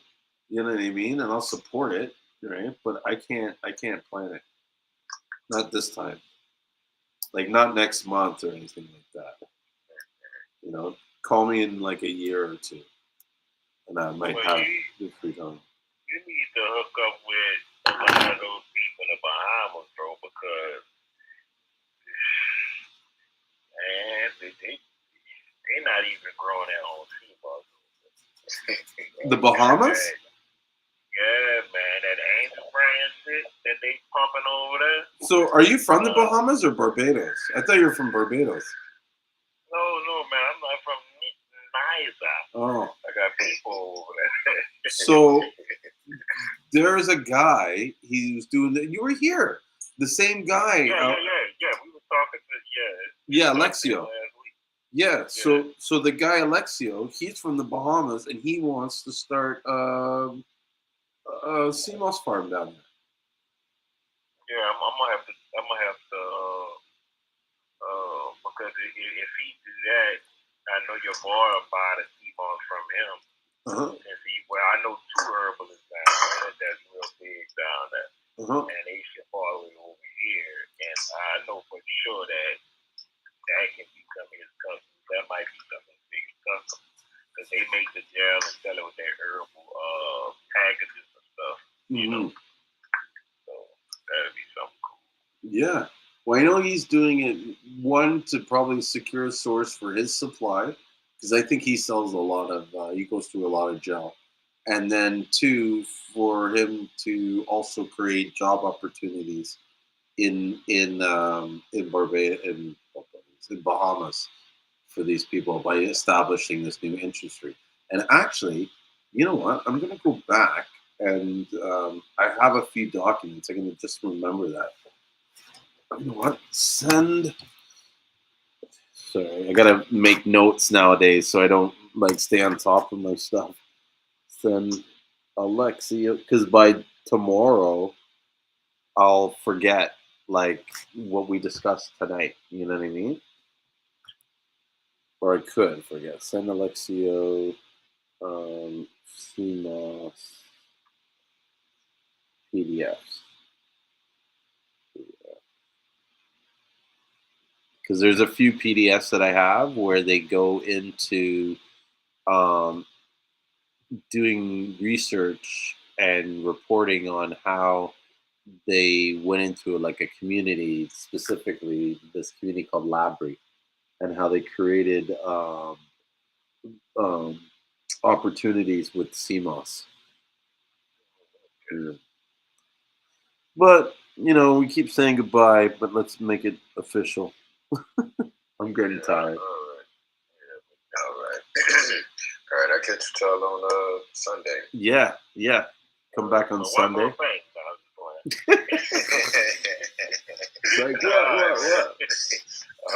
a good one. All right. Take care, guys. All right. Thanks for joining me tonight, guys. Those that stayed to the end, I really appreciate it. I'm dead tired. I'm freaking out about my Instagram, low key.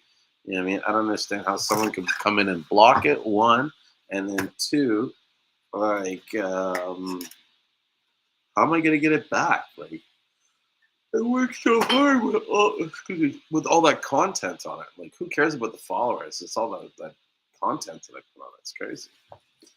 Anyways. Tune in till I guess this is Wednesday until Sunday, and I'll see if we have an update on my Instagram account. And until then, take care and make sure you take your Seamoss. See ya.